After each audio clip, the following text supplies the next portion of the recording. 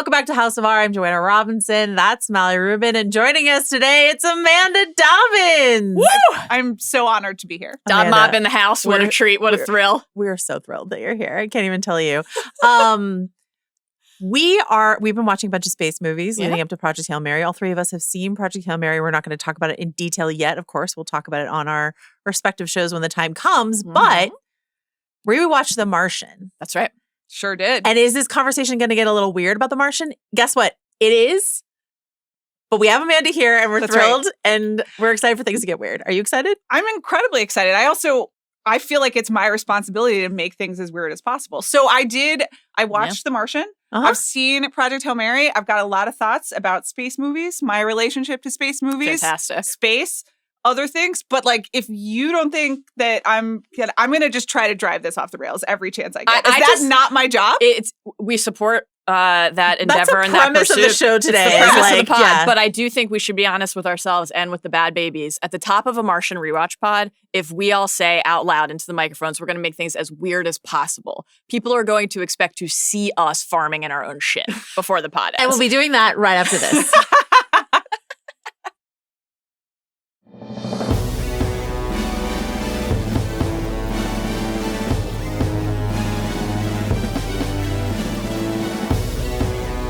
Oh, hello. It's definitely the same day. Same outfits. Absolutely. But we're here with a very special breaking announcement. What is it, Mallory? We have our own Instagram. And TikTok. House of our Pod on Instagram and TikTok. And we want as many followers as possible because we will be doing book club content. Playing with swords. Sword play. Building Legos. I heard rumor of a tattoo, Could happen. The clips from our podcast that you already know and love. Going to be plenty of them there. Some interview tidbits, some behind the scenes photos. Maybe we'll do some memes. We love a meme. We love a meme. And speaking of memes, stay subscribed to the Ringerverse handle because that's not going anywhere. That's going to be the delightful place that it's always been, plus some fun team-up content Absolutely. But more importantly, House of Our Pod. No, they're all important. But House of Our Pod on TikTok and Instagram. Please come join us over there. We'd love to see you. All right, quick programming reminders. If you didn't see, last week we did a space draft with Chris, Ryan, and Rob Mahoney. We did the Versies with the entire Midnight Boys crew, a big crossover event. Yeah, little time travel that here. happened. Because we haven't recorded that yet. Look at you. I was going to remembering what day this podcast runs. Real pro. Thank you so much. And then coming up, of course, we'll have our Project Hail Mary deep dive. Plus, we have Andy Weir on the pod to talk about his book and stuff like that. So really wonderful. That did already happen. What is time but a construct? Here we are. Mallory Rubin, how can folks keep track of all the things that we have going on here on this feed? Here's what I would recommend. Follow the pod. Let's start there. Follow House of R or Ringerverse or Big Pick on Spotify or wherever you get your podcasts. You can watch full video episodes of House of R on the Spotify app. Incredible stuff. You can also follow the Ringerverse YouTube channel. You can watch Amanda and Sean on fucking Netflix. Yeah, folks. Something you might have heard of Netflix. Yeah. let's keep it moving, okay? I'm thrilled to be back on YouTube for this episode. 41 on YouTube. Here I am, living my dream. You can also follow us on the social media platform of your choosing, and we're not going to tell you what that is. No, that's wherever up to you are, we'll be. Listen to your heart. And you can email us. That's right. hobbitsanddragons@gmail.com if you want to. The inbox is always open. Absolutely. You guys are incredibly professional. We don't do any of this on The Big Picture. Well, I would say we've been doing it uninterrupted for 4 years. And some might say, do you guys need to be adding 8 minutes at the top of every pod to your 3-hour pods? Yes. But we're in a rhythm. God damn it. Let's go now in a brisk fashion to our opening snapshot.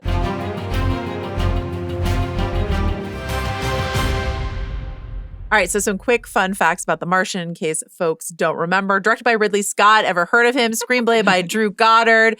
Based on the self-published book by Andy Weir. U.S. wide release October 2nd, right before my birthday, 2015. Your You're birthday. a Libra. I am a Libra. Like my younger son. That bodes really well. Yeah. Great.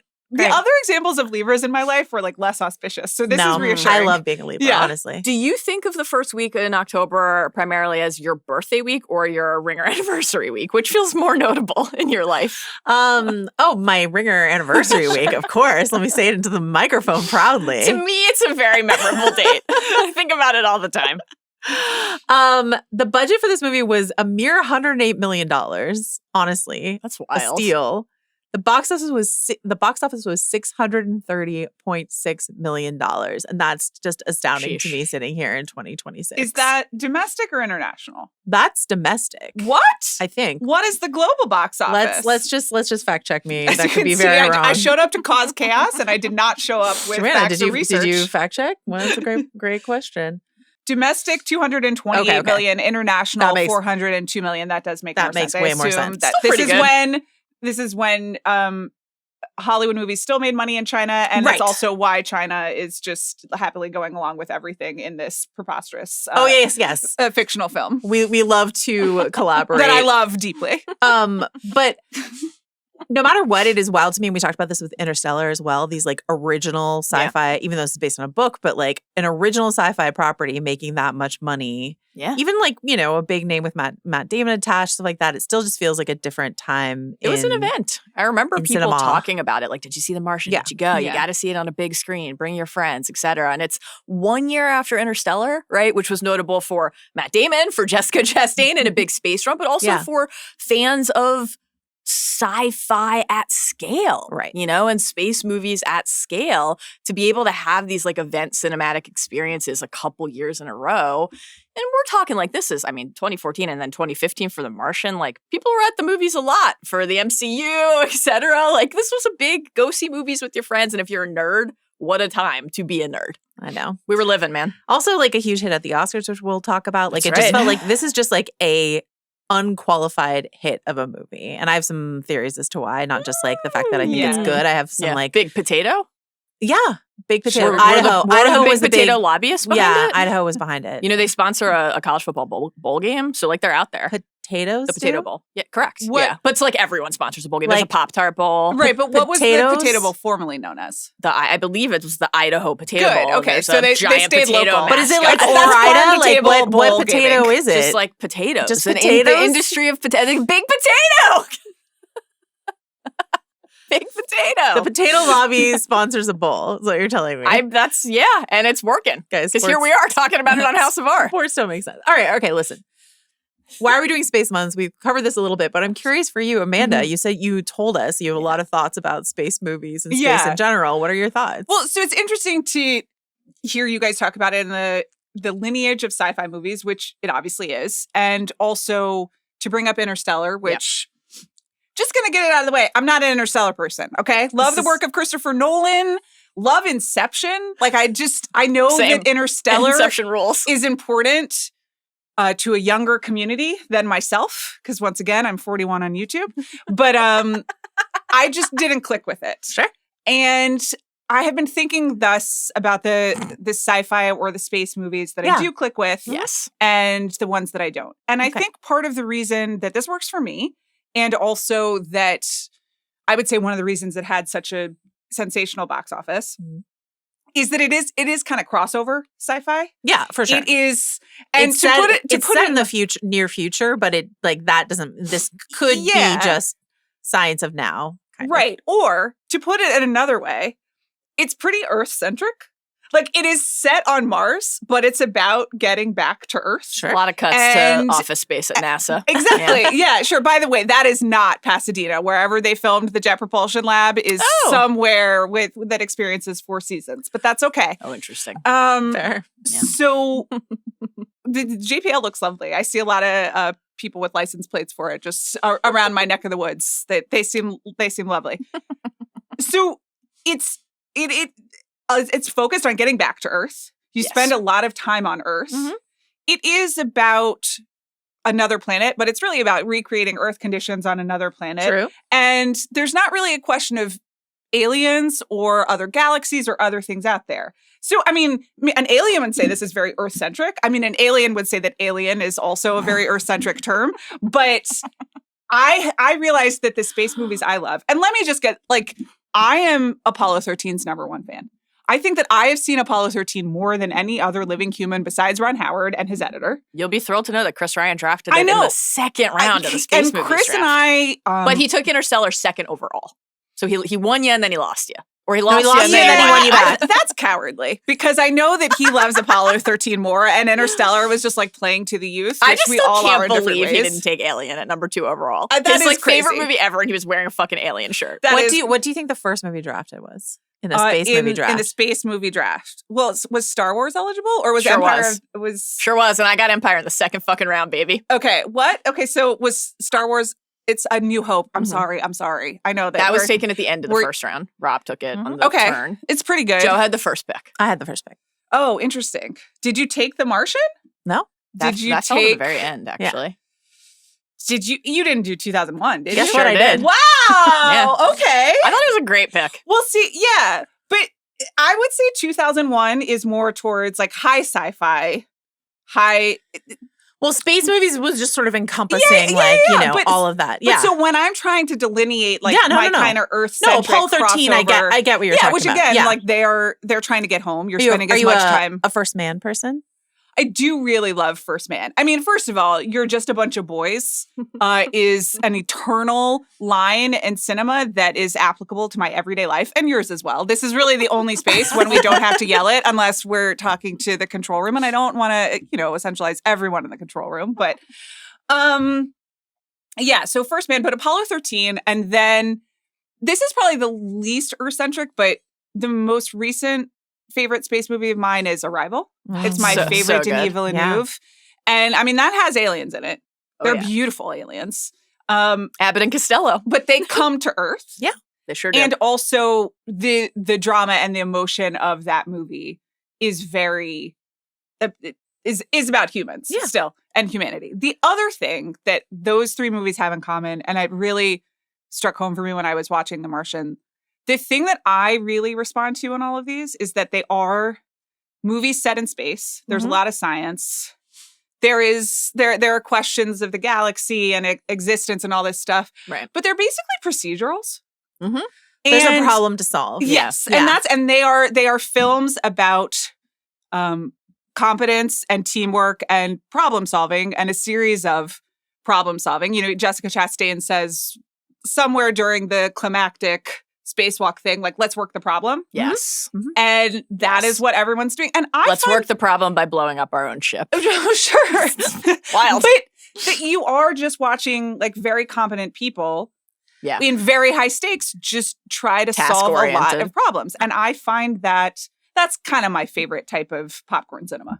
Watching the various space movies that we've been watching, I think that's true to a certain degree. I mean, to a full degree of Interstellar as well. But like watching these movies, the way these movies celebrate science and intelligence and also emotional teamwork and stuff like that. Like, but to prize intelligence and a speciality, in a culture that feels increasingly like anti-intellectual. Yeah. I just really love that this is just a triumphant celebration of we're trying to make the science comprehensible to you at home. Yes. This is Andy Weir's job, and then it is Drew Goddard's job to make it even more digestible. Yes. In both The Martian and Project Hail Mary, we don't want you to feel lost. We don't want you to feel left out. But we want to acknowledge that the people that we are celebrating here are people who have worked very hard to know a lot about a certain thing. So when Mark Watney's like, I'm going to science the shit out of this, you get to be like, you get so excited about that. Yeah. Mallory, how does watching The Martian, I know we already know that your hype for Project Hail Mary is off the charts and has been, forever. Same. But how did watching The Martian sort of impact your feelings about Project Hail Mary? So my experience with Andy Weir's work is that The Martian film in 2015 was my first exposure to it. I had not read The Martian at that point.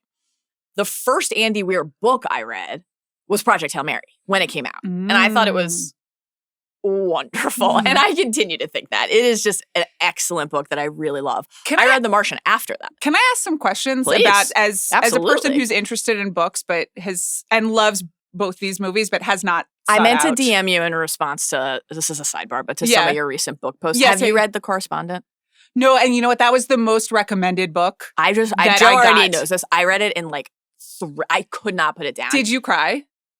Wept like a Yeah. fucking See, this is the baby. thing. So But it's quite Are sad you not and looking intense, to but weep? it's very No. it's So very hopeful. for everyone at ultimately. home, I tried out the Instagram ask a question thing for the first time.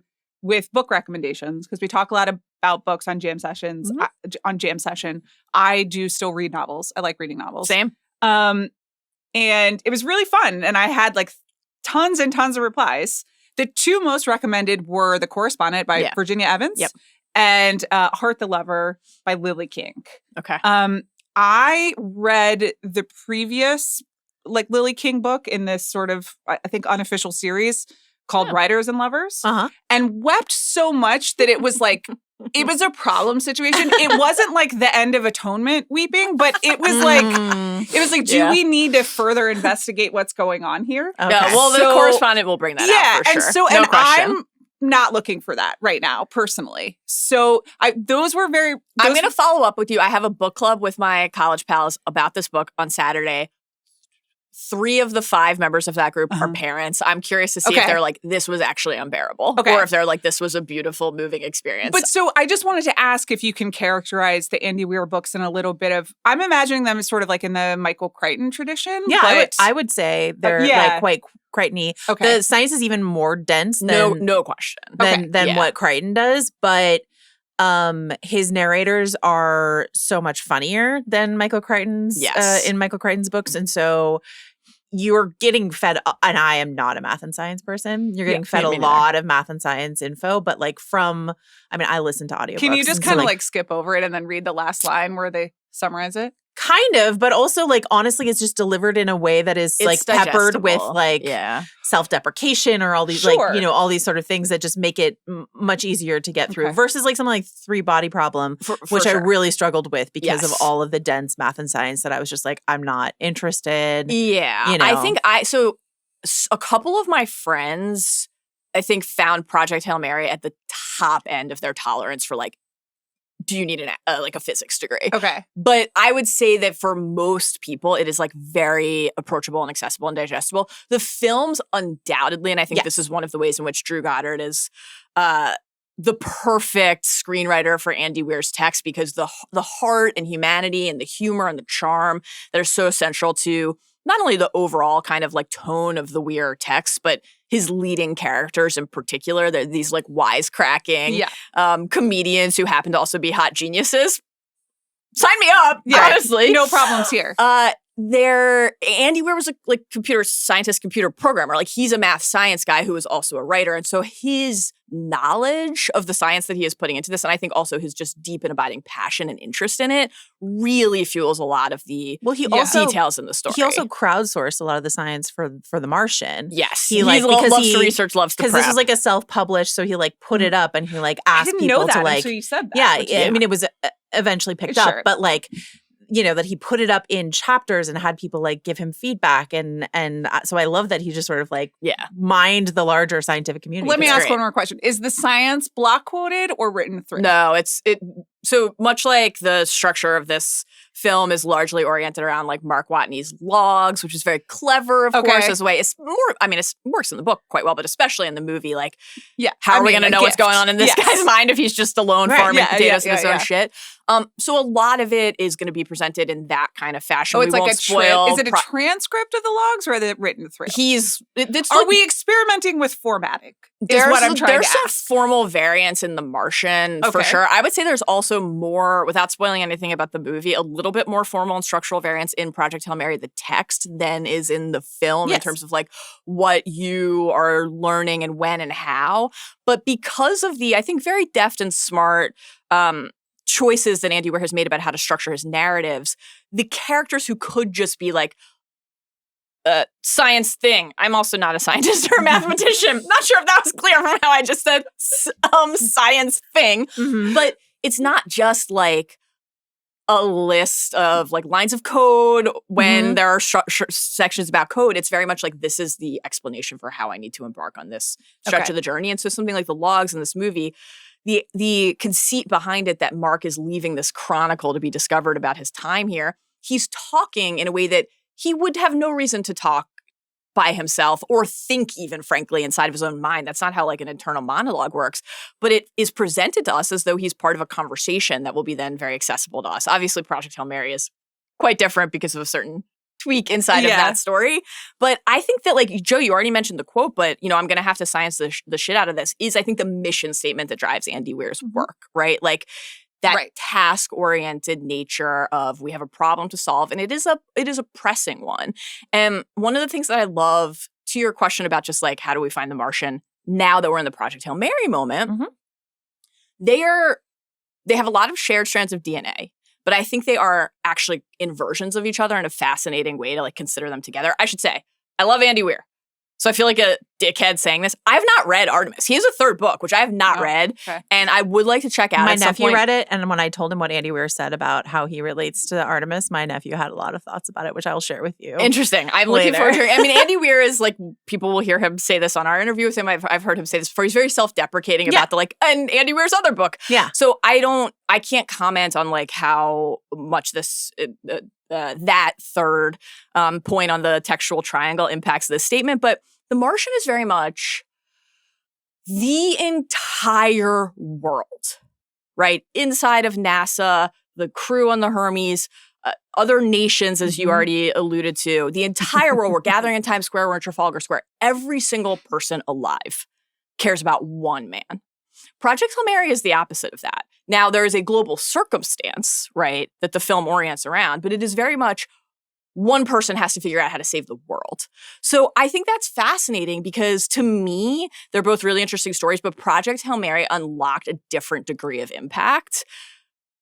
I don't know how much of it has to do with that shift in what's the calculus of who cares about whom and who's trying to save whom, and how much of it is simply that Rocky is, I think, one of the great creations in the history of fiction. And given how they've marketed the movie and trailers, I don't mind saying that before. I know we used to try to hide it, but now the Rocky's on just the out poster. there. He's in the Lego set. He's everywhere. I ordered that Lego set, by the way. Don't send it to my house. We've already. So like the plan here today. I mean, how many pieces do you think it takes to make Rocky? 85? He's pretty small. He's like a tiny. That doesn't matter. Do you understand? I did listen to the discussion you guys had on the pod about the Lego pieces that were given to Knox being a abject risk for Cy. The Mandalorian is 1.5 inches tall. Yeah. And what's his stick called? Are you talking about the Darksaber? I don't know, Mallory. Is that what? Did you get a Lego with the Darksaber? That's awesome. I'm jealous. The Darksaber is you're talking pieces. Are you talking about his Beskar spear? The Beskar spear is what I mean, either way, a Lego having either of those is fucking awesome. I can't believe I don't have this. Yeah. It's 1.5 inches, and then the stick that goes with it is in multiple pieces. I mean, that's the fun of a Lego. My older child is 4 years old. What are we doing here? It sounds like you're having a great time building a Lego set. Those pieces were gone before we got them out of the box. Okay, here's the deal. This is going to be a chaotic podcast, and we know that. Yeah. And it's built into the design of what we're doing here today. We've already sort of bled into some of our questions, but it doesn't matter. We're allegedly asking 21 questions that have something to do with the Martian and then don't. Okay. And that's what we're doing here today. Tier 1, we're calling a mostly responsible discussion. That is what we're calling Tier 1.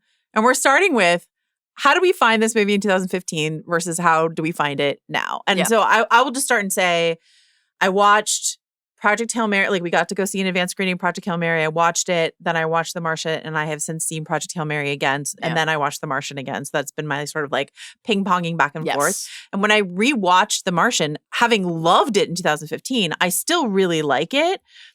But I think Project Hail Mary is an even better version of a similar story. And so it slightly dims in comparison. And I also think that there were some things going on in 2015, not just like who we are as a people and how we felt, but also like thinking about, there was something about like being a Ridley Scott fan and having to live through an era of Ridley Scott where you have Robin Hood, Prometheus, the Counselor, Exodus, Gods and Kings, and you're like, Prometheus and Counselor. No, I like Prometheus. All-timers.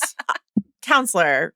Listen, sometimes you got to have fun. Okay. Right? Sometimes you got to show up to work and you got to say, why not? What you can't do is defend Exodus, Gods and Kings. No, absolutely not. And so there were some of us out there in the world who were wondering, will Ridley Scott ever make a tremendously great film again? Right.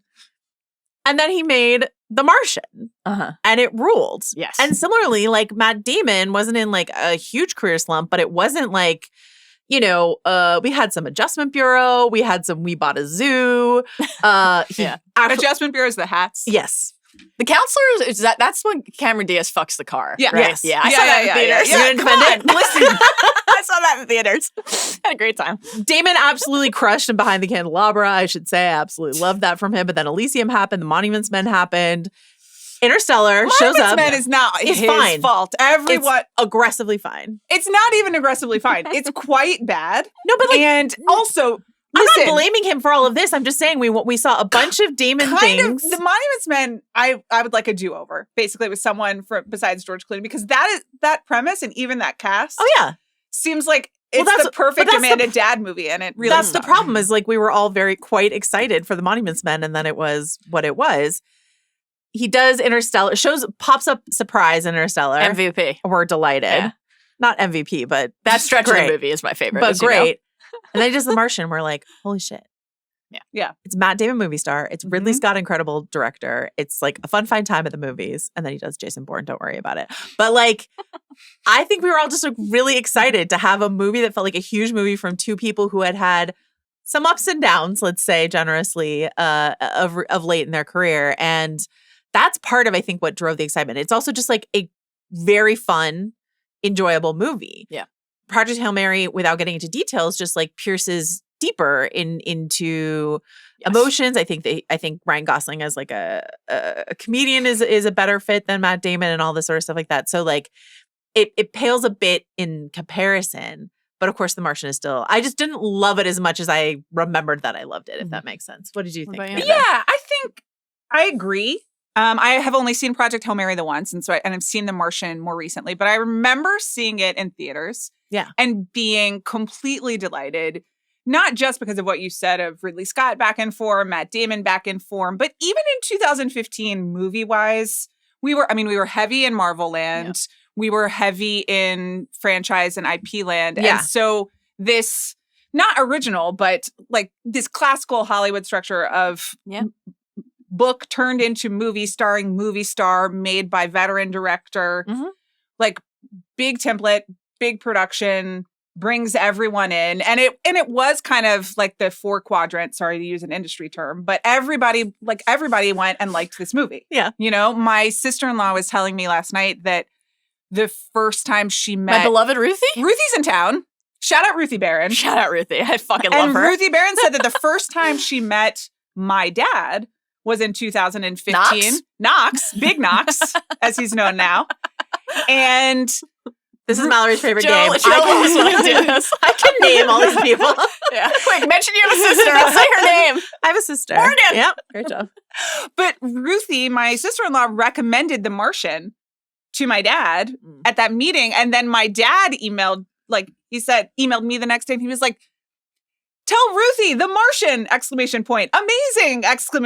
You know, and so this can bring prospective family members together. It no question. You know, it bridges everyone. And that felt like such a release. And that is something that we get less and less of for a number of Hollywood reasons. So I loved it. I remember watching it. I had some casting notes at the moment, at the time, after seeing it. Still do? They hold. Yeah. And I did also, you know, you watch it at home. And so the runtime flashes up, and 223 minutes, and I was like, Ridley, no. Yeah. And it does lag a little. And I think that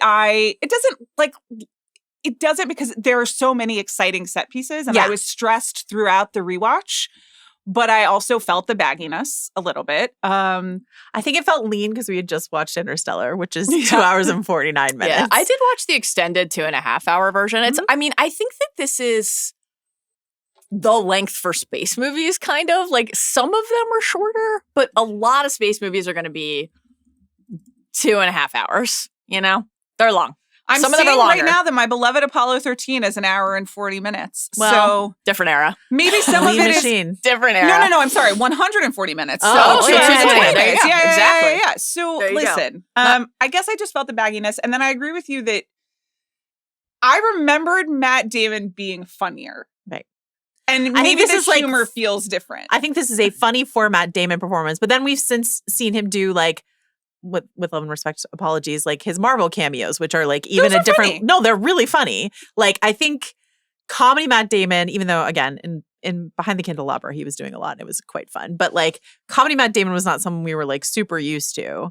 And then he did this, but I think he's since done even funnier things. And it's also a tone of humor that I remember differently. So some of it was funny. I found myself more affected by his emotional, like the capital A acting that Matt Damon does, and just the holding the screen. Yeah. Mal, how did you feel 2015 compared to now? Yeah, I remember really loving this movie when I saw it. And I think like to the Damon point, but also kind of the this is a movie for everyone point, and like people were buzzing and people were going to the movies. Something that I remember quite vividly that I think is a lasting aspect of the film, but is different once you've seen it. Two parts of this. One, everybody talking about it, like, wait until you see Matt Damon's one-man show. That's actually not what the movie is. And I think that there was a like animating narrative aspect of discussing the film for completely valid and justified reasons as this like not only really excellent performance where he is alone on Mars farming potatoes and his own shit. Oh my God, this idea to use the video logs so that he has a reason to talk, right? This is like, I remember people discussing this as such a creative way to present the story to us and a vehicle then for him to kind of do all these interesting things and really carry the film in a solitary fashion. Right. This is actually a fucking gigantic ensemble cast. I would say there are way too many people in the movie. I also feel that way about the book when you get to the NASA stretches and it's like, who are you cutting? You can cut one person from this movie. Kristen Wiig, out. Annie. But yeah, I mean, I understand the reason to have the PR, like, comms concern. Miscast. The humor does not translate. I really agree. Disaster in the moment. Disaster now. It's nobody's fault. Kristen Wiig is very, very, very funny. But I think also that casting is indicative of like why I bump on the humor in this movie a little bit. I'm like, if you don't get the tone quite right or you're playing it slightly differently, it doesn't communicate. You want, And so there's like, I mean, we have a lot of I'm the boss, but of this department. Like we've got Vincent, we have Mitch.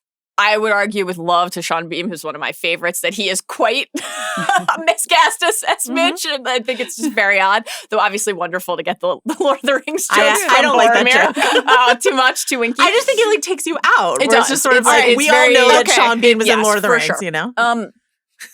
I had the Hermes crew. Oh, you Google. No, it was explained Elrond? to me. Yeah. And once they started doing like they acknowledge it in the movie, but who is Sean Bean in Lord of the Rings? Boromir. Who's that? What's the guy?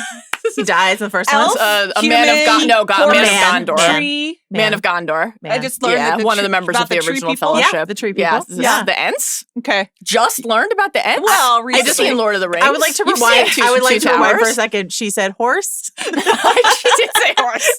We breezed right past that, but she did say horse. Sean B play horse. So I think like that animated a lot of the interest and then excitement and appreciation in real time. Once you kind of know how often the movie is going back to either the Hermes, though frankly I wish we got like maybe a touch more time on the Hermes with that crew than we get, because I'm kind of like, Sebastian Stan has 4 lines in this movie. What the fuck? I could do with a touch less NASA bureaucracy, but that is what it is. I think the other thing is that there's just a lot of effective tension and anxiety when you're watching the movie for the first time, because you don't know what's gonna fucking happen, and it's like a really incredible experience. The rewatchability of this movie, when you know, then it is much more about. I don't think when you watch it the first time you feel the length at all, because every minute is a minute of agony. It's another soul. I'm not saying it's wondering. I think you're right about that. And again, even in rewatch, I found the various set pieces incredibly stressful. Yeah, I think that you do know the whole time that he's going to be okay. Yeah, because you're watching a movie. It's like starring but you're like, Matt what will Damon. he suffer along the way? How bad will it work? I mean, I honestly think when you're watching, maybe how I'm too skeletal jaded. would he get on the potato diet? You know what I mean? Well, listen, we're gonna get to pretty that. thin. We got to see a stunt tush though. Yeah, we did. Like I don't think it's unrewatchable. I just don't think it's a movie that people are gonna be like, let's put The Martian on. Yeah, you know what I mean? I don't know. I find people solving problems to be so soothing. There's something very comforting about this movie in the non sand dust storm moments. Of just watching people be like, okay, let's work the problem. Let's do this. Yes. I like to know that everything's going to be okay. I like a resolution. hobbitsanddragons@gmail.com if The Martian is like a huge rewatchable in your house. I'm just curious about that. If that like, because it's a movie that I think everyone has like fond feelings for. Yes. There's but a lot maybe of doesn't like appreciation. reach for. Do you know what I mean? All right. How does this help us prepare for Project Hail Mary? I don't think it's obviously not required viewing to enjoy Project Hail Mary. I think to a lot of the points that Mallory has brought up about the way in which they solve an internal monologue problem in this movie is also used in Project Hail Mary. I think getting that, I just think it helps me appreciate Project Hail Mary even more because I think those like weird little fumbles in tone with like your Kristen Wiggs or your Michael Peñas or, you know, here and there. Yeah. Is to me does not present as a problem in Project Hail Mary. And so, it helped me. It was really interesting to rewatch it after having seen Project Hail Mary. Because as I said, I haven't read the Andy Weir books. Yeah. And I was like, oh, I see. I understand the tone of both now a little more. Yes. This is a thing. This is why you were doing this. And there are moments in Project Hail Mary where I was like, okay, but I'm laughing, but why am I laughing at this moment? Why are we this Not jokey me. about it? I'm like, I'm in fucking heaven. This is great. But I'll be curious. I'm going to see it again. And like now that I know that and now that I have a little more context for like the type of project that I'm going into, I wonder how it'll play. How do you feel, Mallory? I think that understanding Weir's tone and the things he likes to explore and how both through like a central protagonist, you know, these stories about humanity and why people do what they do or fight for what they fight for or are afraid of what they're afraid of through the perspective of like a singularly gifted and capable person is interesting to me. I think that they are different stories, but twins in the sense that they are I don't know, both about, I really don't want to spoil anything about Project Hail Mary, but it's right there in the title. Why do we call it a Hail Mary, right? There's a desperate element behind both of these stories. There is a desire to study and assess the human capacity for preservation, right? What will people do to try to save themselves or each other? And I think that's fascinating. And I think that could be so bleak as just a subject matter. And the fact that Andy Weir can I think frankly, if you want to come to the stories this way, you can, you don't have to, teach you something. Like you can learn something when you're reading his books about how science works. I did try to do that a little bit with both The Martian and Project Hail Mary and then realized I was at my capacity. Yeah. my max pretty quickly. Not for what I'm interested in, but for what I have any faith that I could possibly learn at this point in my life with my adult mind. But what will people do? I think both stories are interested in that and how do they form relationships to each other and what does that commitment then do? You know, like the fact that the Hermes, I like the moments in this movie where the crew learns that Mark is alive and the fact that it's not a celebration. Oh my God, this guy we love is alive. It's just despair because they have to confront the fact that they left him. And I think aspects of the story like that are just really interesting to me as studies in human nature inside of very hard sci-fi, math, science, physics, astrophysics movies. I think it was really interesting when Amanda was delineating between an what you consider an Earth-centric space movie versus not. And I think there's this other subgenre of the Earth is in terrible trouble and only by this pursuit into space can we, in Sunshine or in Interstellar, find an answer that will help all of Earth, et cetera. And that's where Project Hail Mary belongs. But I think both the stories dive into this idea that we have been talking about a lot on this podcast, this idea of who is an us inside of a story. We talk about it a lot in literally the TV show The Last of Us, but it's who is your community? For the Hermes, Mark is one of their crew. For the world, Mark is a human out there on a planet and we care about him coming home. Yeah. I have some questions about that, about how much the world would care about an American astronaut on Mars. But that's the world the movie and the story exists in, that we would care about our crewmate and we would care about a human being out there in the world because it's part of who we are. We define as us. Yes. You know? I think there's that moment in the movie where Teddy, not my favorite character, though I do get a kick out of Donald Glover, Rich being who are you again? And it's he's I'm the director of NASA. Yeah, this is Jeff Daniels' character. Yeah.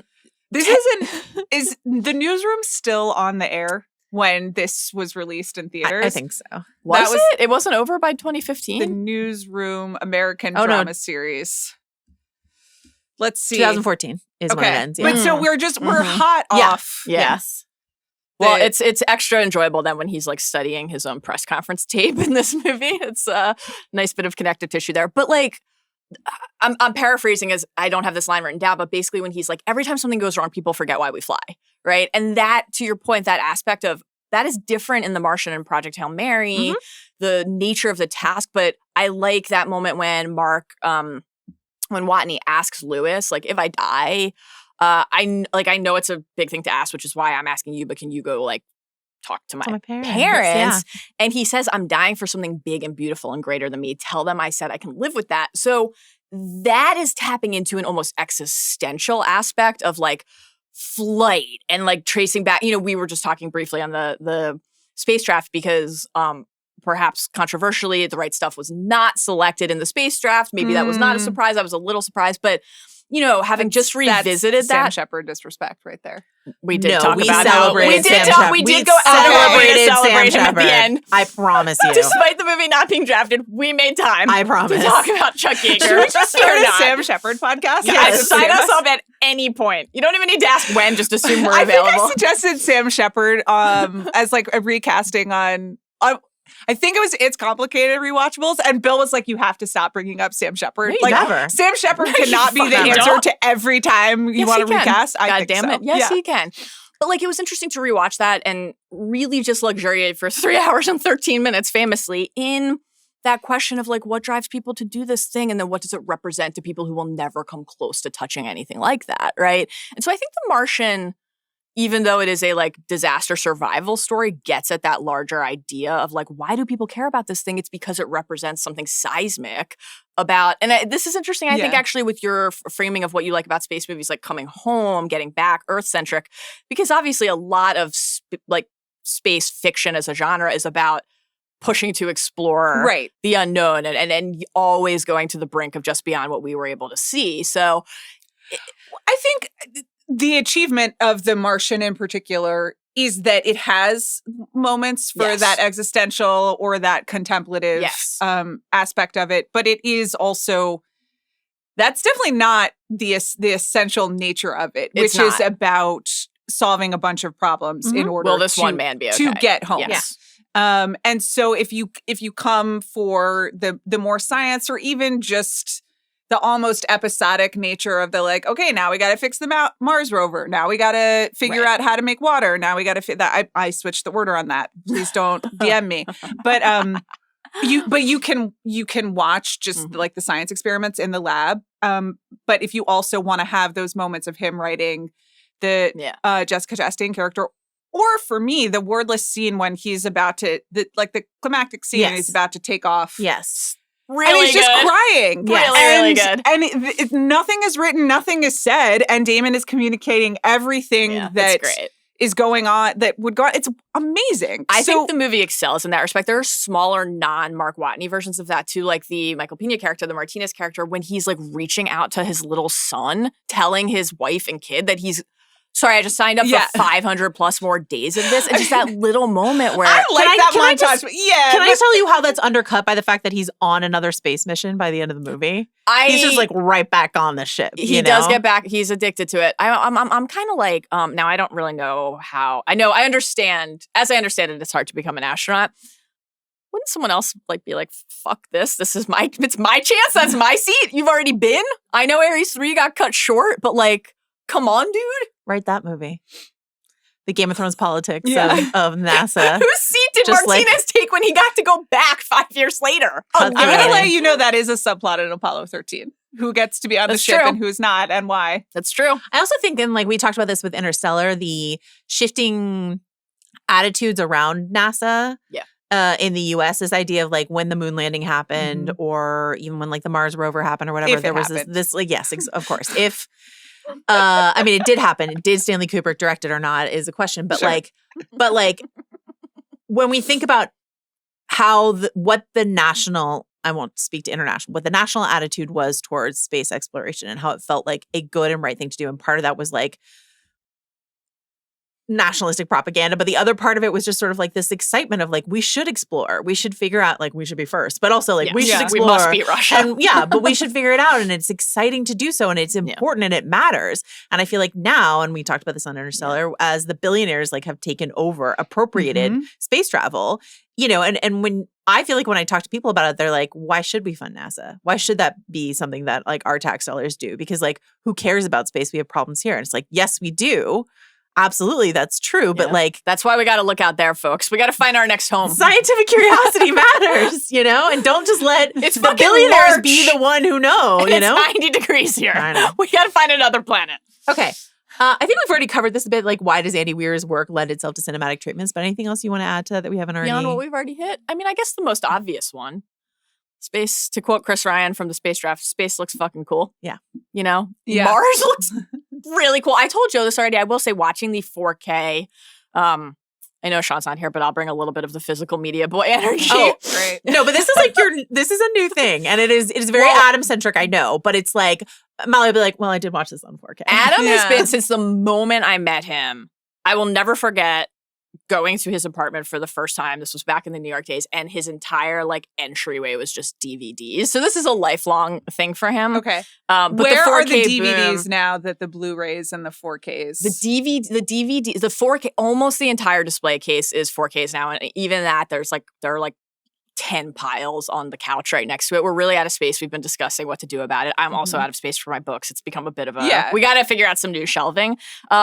He's got all the 4Ks and Blu-rays still out. The DVDs are in like a cabinet because there's no more room on the shelves. He hasn't traded them in. No, okay. He has them all. He's building his own Library of Alexandria. Exactly. That's exactly right. The 4K, something about... I can't remember if I felt this way about the movie in real time in the theaters, but something about those initial like sweeping pans of Mars really like looked weird to me and made my brain. If I had the motions moving on, Yeah, which like I never would. Like, our you know? settings fucked up. Yeah. Yeah, and this was Other than that, it looks 2015. great, I mean, if you go back and you watch Gladiator, another Ridley Scott film that won Best Picture, like those ruins, or I guess they're not ruins, like all of those palaces, Rome as it exists in Gladiator is like, my son drew it on his iPad. It looks quite bad now. And some of it is just technology and where we are. The wheat looks beautiful, effects. though. The wheat looks beautiful. Sure, yeah. You know? And everyone in the wheat looks good. But I think The Martian overall looks really good. So I think the skyscapes look really beautiful. There's something about that opening few minutes that I'm like, what has gone wrong here? But in general, there's something about like, you know, that like Texas, like hook 'em Longhorns, burnt orange, just like that. It looks really cool. But Project Hail Mary looks fucking amazing and can't wait for everyone to get to see it. As I understood it, like they filmed, a lot of this is done on green screens.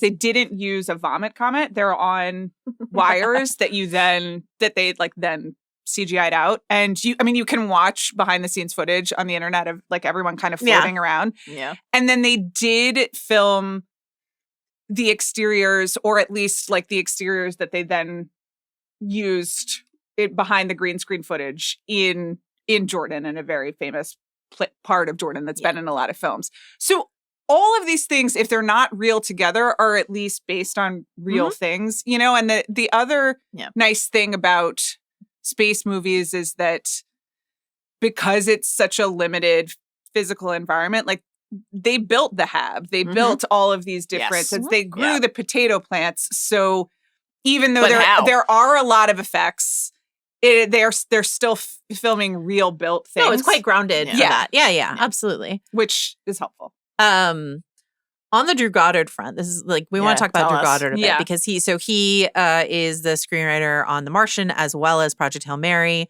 Again, we chatted to Andy Weir about like why Drew was the guy, and you can hear him talk about that in our Project Hail Mary episode. But Drew, who has this background, he has been attached to like almost everything that's ever been important to me, including like Lost, Buffy Vampire Slayer, Alias, The Good Place, Angel, Cloverfield, Cabin in the Woods, World War Z, not so much Bad Times at the El Royale, and like was an initial part of the Daredevil launch. And so like Which Daredevil? Ben Affleck Daredevil? No, the Netflix show. Okay. Daredevil.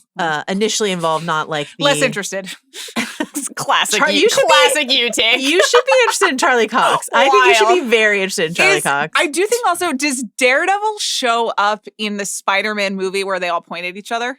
Yeah, he's the lawyer, Matt Murdock. Right, Famously, right, Sean and I talked about this that's before what happened. talking about the 3 Spider-Mans on Big Pick, and you were like, you guys have lost your fucking mind. And you did also There turn were to 3 me Spider-Mans in the in this movie. screening, and you both leaned over, and you were like, We were that's excited to Matt see Murdock. Matt Murdock. And I was like, I don't know who that is. You're missing out. Okay. Is that a different Matt Murdock than the Matt Murdock that Drew Goddard? Like, No, same one. Matt Murdock. Oh, okay, Netflix great. Daredevil in an MCU movie. I know, don't wanna exactly. know Now he's about on Disney those Plus. legal processes. Now he's on Disney Plus.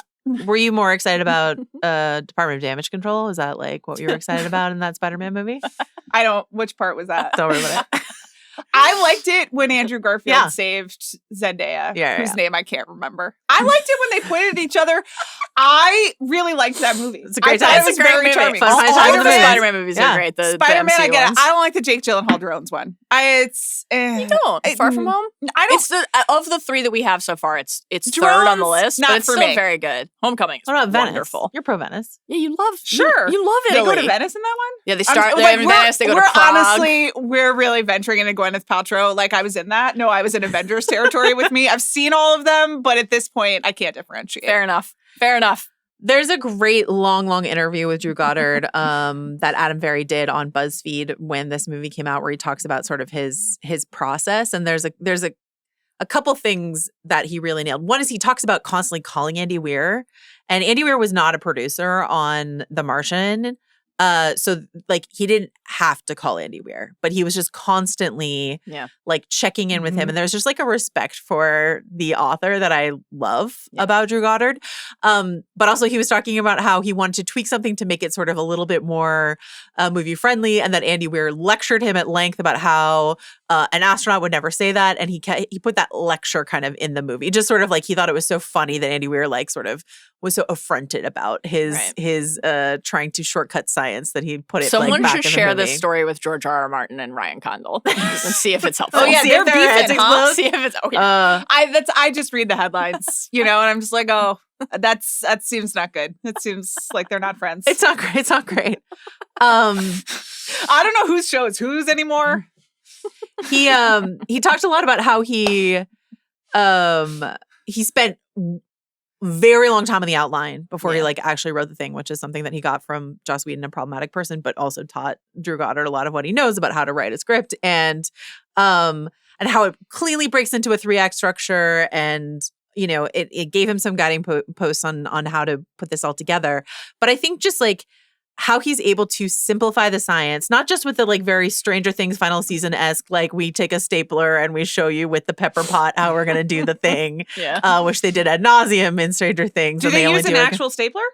In this movie. In this movie, I don't think There's no, I know they use a stapler in this. And Stranger Things, in Apollo there was 13 a they do it. slinky. There's a slinky. There's Famously snack in season foods. 1, a sure, the paper plate, the a pencil paper through plate and a pencil pencil. through the paper plate is Stranger fine. Things Classic. finale, thumbs up, thumbs down from you guys. We thought that the epilogue coda, the final 40 minutes. Okay. Everyone, Very emotional. Did it turn out well or not well? No, I don't think it turned out well. Okay, for the characters, are they fulfilled? I choose to believe. Yeah, I choose to quote believe. Okay, that's great. I choose to believe. To quote the story. So I just think that like Is this a good idea for a show where I just come in and lightning round, like good, bad? Yes, no. I would watch. and just based Friends, on I would maybe just participate based on and I our would facial watch. expressions, you decide whether or not this is something that worked out. Yeah, I think the Joss patter that he uses and all of that works so beautifully in these movies. He's like a perfect person to distill this. It's a beautiful partnership that I hope continues. I think it's really fun that we've gotten different directors, Ridley Scott and Lord and Miller. Like, that's awesome. And obviously Lord and Miller, as we'll talk about when we all cover Project Hail Mary. Hard to think of directors more suited to adapting that particular story. It's just perfect. But Goddard is like a through line of adapting Weir's work is really awesome. And I think that passion that you're identifying and that like since like a desire to do right by the story that you're identifying, Joe. Yeah. It was interesting. Like we were at Comic-Con in the summer, and we went to the Project Hail Mary panel, and Drew Goddard was one of the panelists, and he was, I thought, so palpably emotional talking about why he loves the characters in the story. Like, it was really moving and beautiful and lovely. And, you know, I think that we talk about this a lot across the various things that we cover. I think that the nature, because adaptations always have tweaks. They have to. And like when we love a text and we are really partial to a text, like, you know, I am guilty of this a lot. I want the adaptation to be as faithful as possible. And I think these are very faithful adaptations that also make smart choices. One thing that was interesting about going back to The Martian, because again, I saw it before I had read it. Now I'm like, some of the things that didn't make it into the film from the book, I don't totally know why, just because they're so cinematic. Like the rover crash on that final drive. I understand cutting something like the additional like lost communication because Mark fries his tech and stuff. That might have felt like one too many. Here's a setback, and I now have to figure out how to move forward. But like the rover, just another storm coming and the rover crashing. When you're reading that in the novel, I'm like, this is a movie scene. So that's a little bit puzzling to me. But in terms of, that's not, I don't think a Goddard choice. That's probably just how much time do we have and how many big set pieces are we doing? So yeah, I think his ability to like capture the charm, the humor, the emotion, and the smarts, you've got to be able to hit all of those elements if you're adapting Weir. And I think Goddard does it really wonderfully in you know, P's for for Project Hail Mary in both. It's incredible screenwriting. And I can't speak as much to the adaptation because I haven't read the books, but what I see on the screen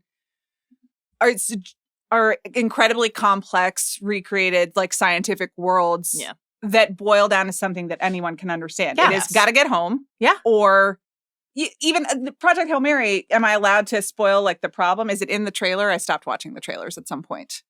But it's a very complex thing, but the basic version of it is like, we got to save this thing. Yes. Like, this thing is no longer working. We have to save it. Anyone can understand it. It's like being explained to children at the beginning, which was like a little on the nose for me, but you know, sure. But as a teacher, well, sure, and as is Mark Watney at the end. So that's right.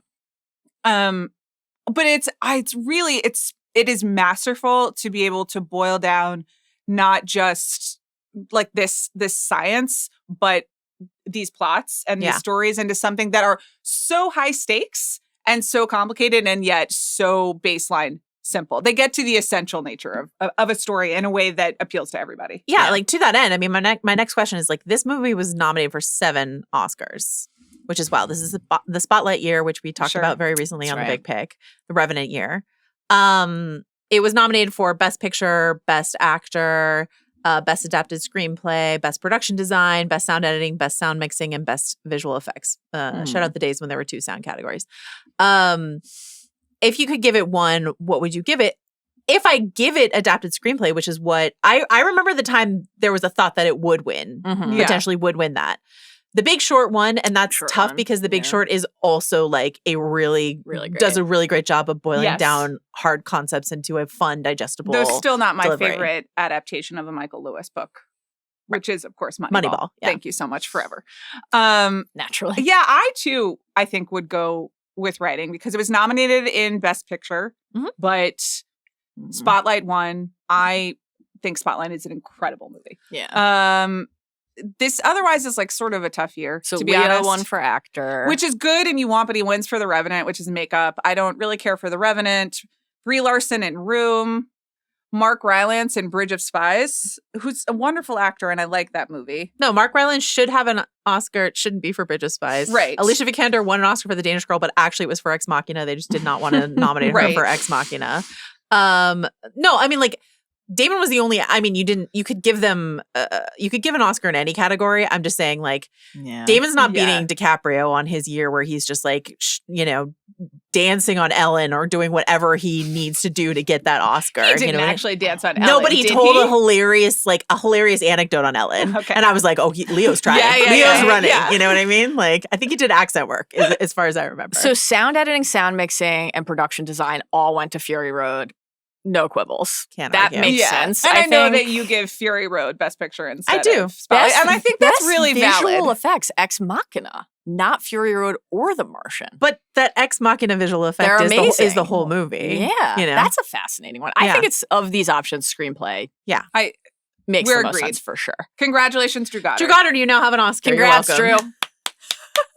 I think, Amanda, the thing you identified is really crucial because there's enough science still to not leave the door open for like, boy, this was really like dumbed down and sapped of its sci-fi essence. Like we get. I think it's more elegant with love and respect to The Big Short than Margot Robbie in a bathtub. Do you know what I mean? Like, It's all there's very enough. still expository, and Yes. people are explaining things to each other, and that's to the audience. You can kind of like see it, but it's elegant, and they say a lot of words. In the moments that we Lot of get into science some words. more detailed formulas or like, vectors and atmosphere and stuff like that, it's because it really matters. Yeah. Are they going to be at not only the right position, but the right velocity to get Mark now that they've made this choice to go there? They do, but it's very clever even in the science that it uses because they build the major set pieces around things you can understand, like velocity. I didn't take AP physics, but I do remember velocity, right? Well, and also, like Mark being like, this is how I'm going to make water. Right. And this is what do you need to totally understand that he forgot to count for like what he was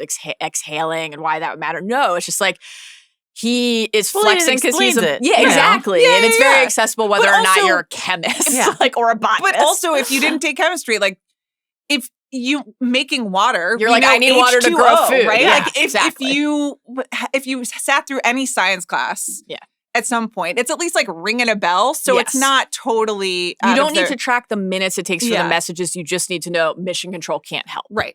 It's and there's way more science in the books than in the films. Fathoms more. Yeah. Was Matt Damon the right guy to play Mark Watney? I think he's great as Watney. I think he's great as Watney. Is there anyone else in 2015 that you would put in that role? I just think Gosling is a slightly better fit for this tone. So like, I'm not 2015 Gosling, but I'm just like, here. I'm looking here at the top 10. So Star Wars: The Force Awakens. So Harrison Ford, too old, but I would have enjoyed. What about that. Oscar Isaac? Not for me. I would enjoy that. That would be good. He could be charming. That would be good.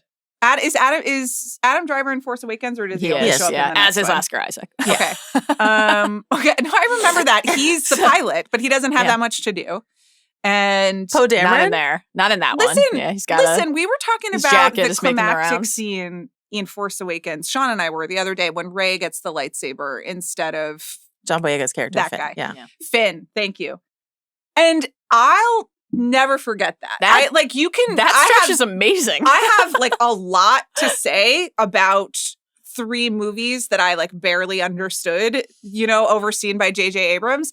But that moment and the way they do it, and the way they bring a girl Jedi into it, which is not like in a girl bossy way. It's just that the lightsaber goes her is amazing. And I'll never forget seeing that. I did forget everyone else in the movie, but that's okay. Okay, so, I mean, she's too young. Okay. Kylo Ren slander here.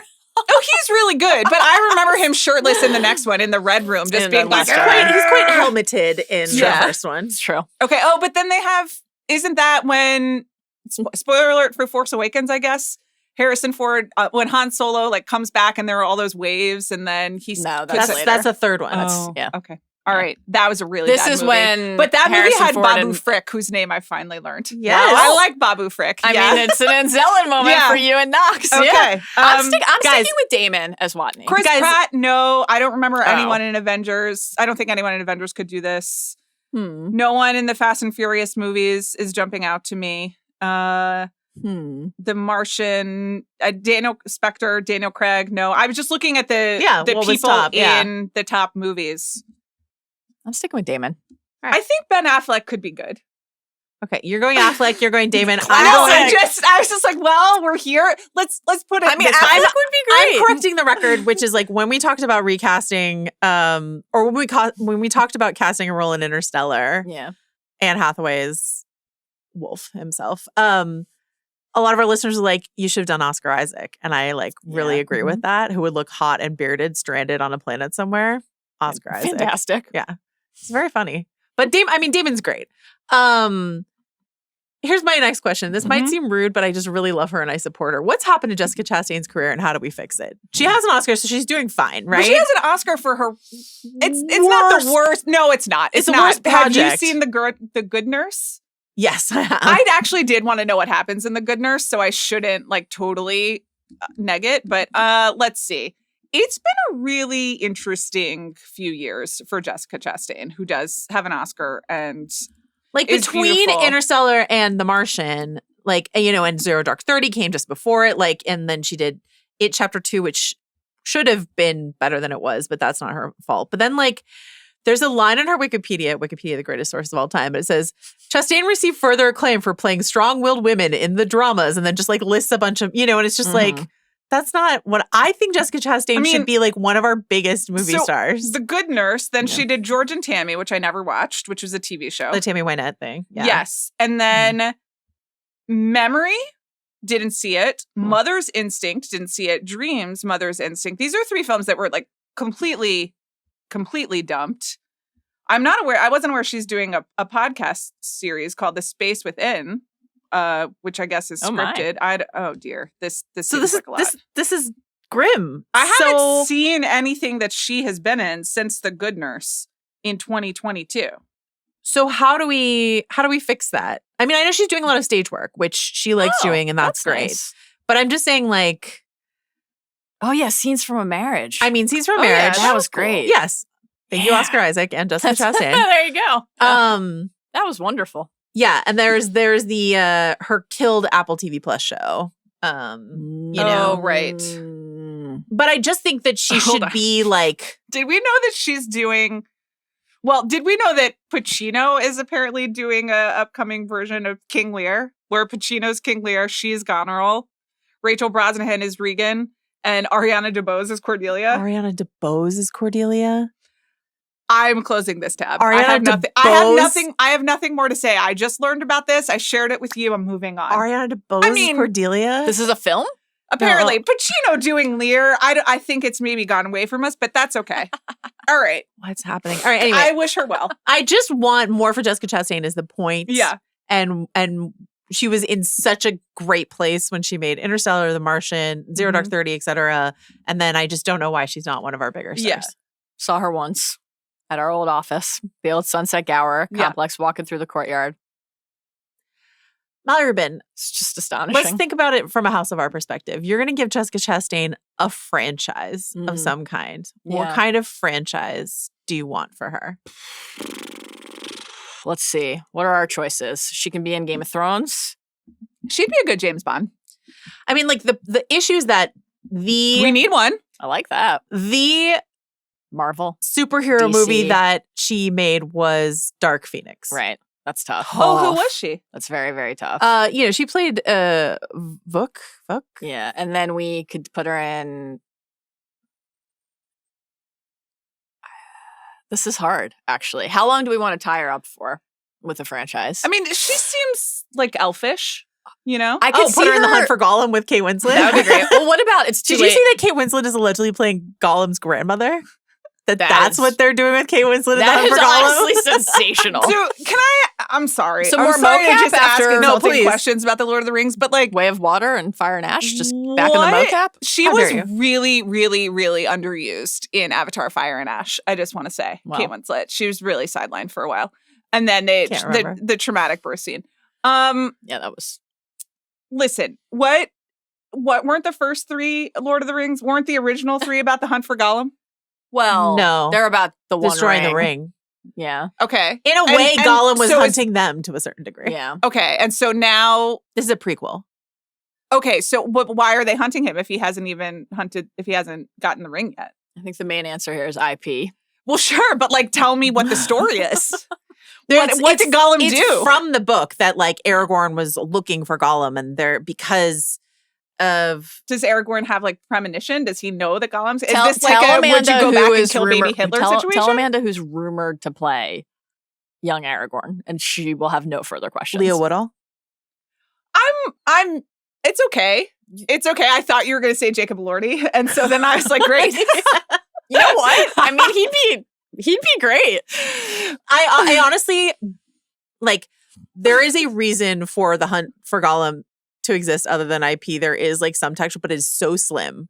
So whatever they're going to do, it's going to be like what they did with The Hobbit, where they like it just blew up a great slim children's book into 3 growing movies. They're blowing up like one concept into now we're going to know who Gollum's grandmother was, and she's played by Kate Winslet. I'm in. Okay. I'm in. Sometimes taking just a few nuggets and expanding it can work beautifully. Rings of Power. You want to know who this is an appendix. You want to know all about Deagle. Now you're like, I do. Smeagol and Deagle. I want to know all about them. Definitely. All right, great. All right. I don't know where we should put Jessica Chastain, though, in terms of your franchise question. That's a challenge. Anywhere? What was Cate Blanchett doing in those movies? Galadriel. Galadriel. Is Galadriel, Elven Queen. I think that Jessica Chastain could be Elven royalty. I agree. There you go. Definitely. All right, Okay, let's put her in Lord of the Rings. So what's available? Well, it's probably too late for Rings of Power season 3.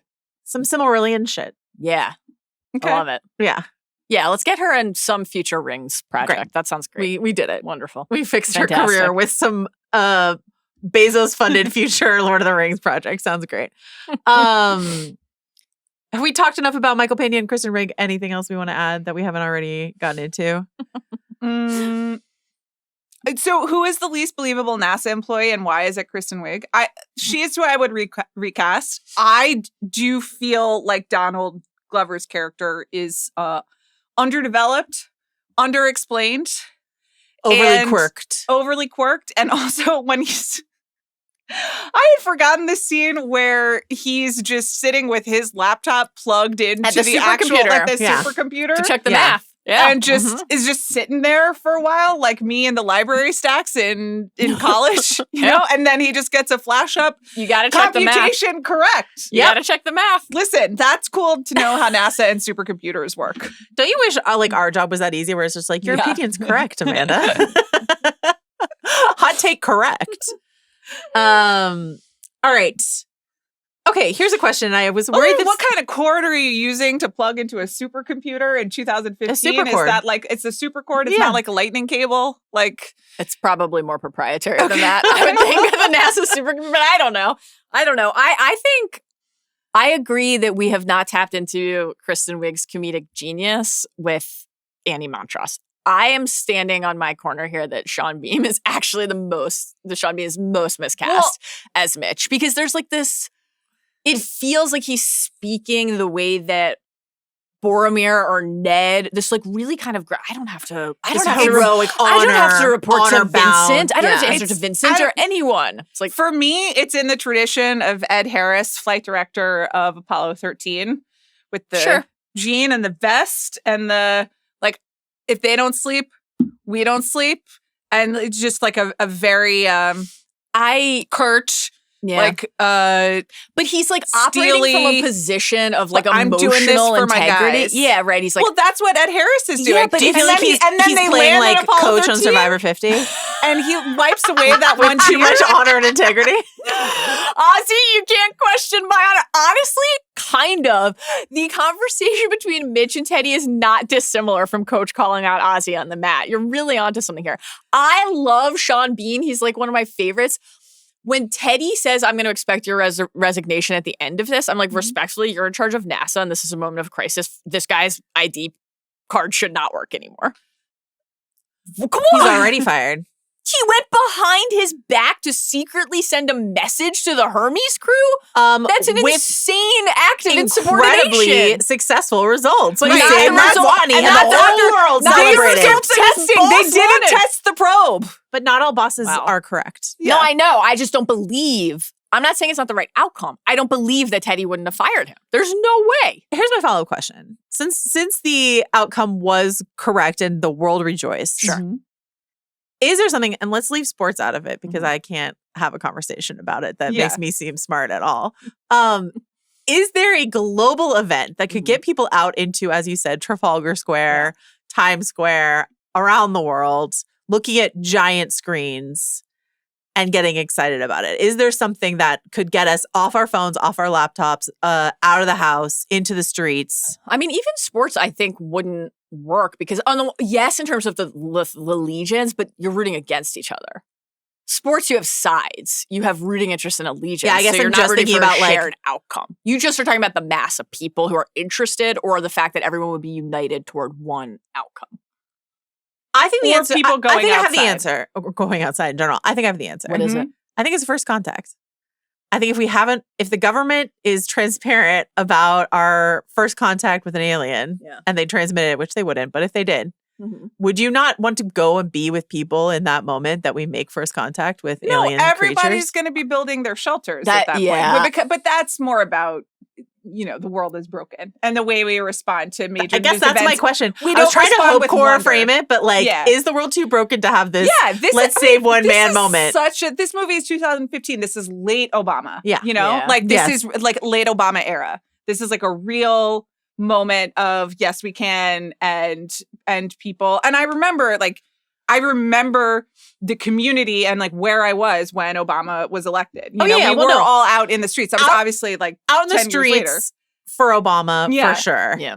But now we live in a world where Barack Obama has to issue clarifications about whether aliens do or do not exist. We were Because ready we're to all- go out in the street in 2016. We thought for Hillary Clinton, like in San Francisco. I I'll tell you did that go out much. in 2020 when they finally called it for Biden. Oh, I nice. made my own sign and I drove Yeah. around honking northeast Los Angeles, and it was very fun. We did it, Joe. But I mean, basically that. It'll haunt me But listen, forever. it was deep pandemic. You needed to do something. It's true. So- Do you have an answer for this? What I would don't get know people if in there the is street? one, which Yeah. is pretty depressing because I think even first contact, I think it would be something like the stretches in Contact where there are a lot of people out, but they all want something different or they're trying to do something different. So there's like the religious faction that has Oh, you're sprung Jake up. Busey's. And like, yeah, exactly. The reaction in the recent Netflix adaptation, recent-ish, I guess at this point it's been like 2 fucking years, of Three Body Problem was kind of, I think, more true to how that would go. So they meet aliens in that? I never found out what the Spoiler. what the bodies were. And there's like or a the mention, when there's like And why 3? the message in the Well, sky. is it 3 bodies or 3 problems? I still don't know. Well, it's the problem of the three Of the bodies. 3 bodies. Okay. Yeah. Is one of them Earth or is one of them? It does involve suns and planets and orbits and rotations, but it also, in this particular story and this stretch of it, involves virtual reality. I'm And out. so I don't think it's worth trying to sell you I don't on, endorse it. But I'm looking forward to seeing what they do with the rest of that story. Here's my favorite question. And this is the last of the, quote, reasonable questions. Okay. And is it a reasonable question? Who's to say? How often and under which zero-G circumstances do you imagine Sebastian Stan and Kate Mara boned in that spaceship? Okay, so this is what we know. They share a smooch. Mm-hmm. Later, many years later, there's a baby. Yes. Right. But we don't see any of the return trip Right. from Right. Mars to Earth. Can I please share some information I learned about sex in space for this podcast? I'd be thrilled. A Google search I definitely did on my work laptop. Okay. This is from an article from the CBC, which is titled, "Scientists are worried about how we're going to have sex in space." Okay. Yeah, because doesn't the lack of gravity affect how the sperm swims? And more importantly, how the blood flows.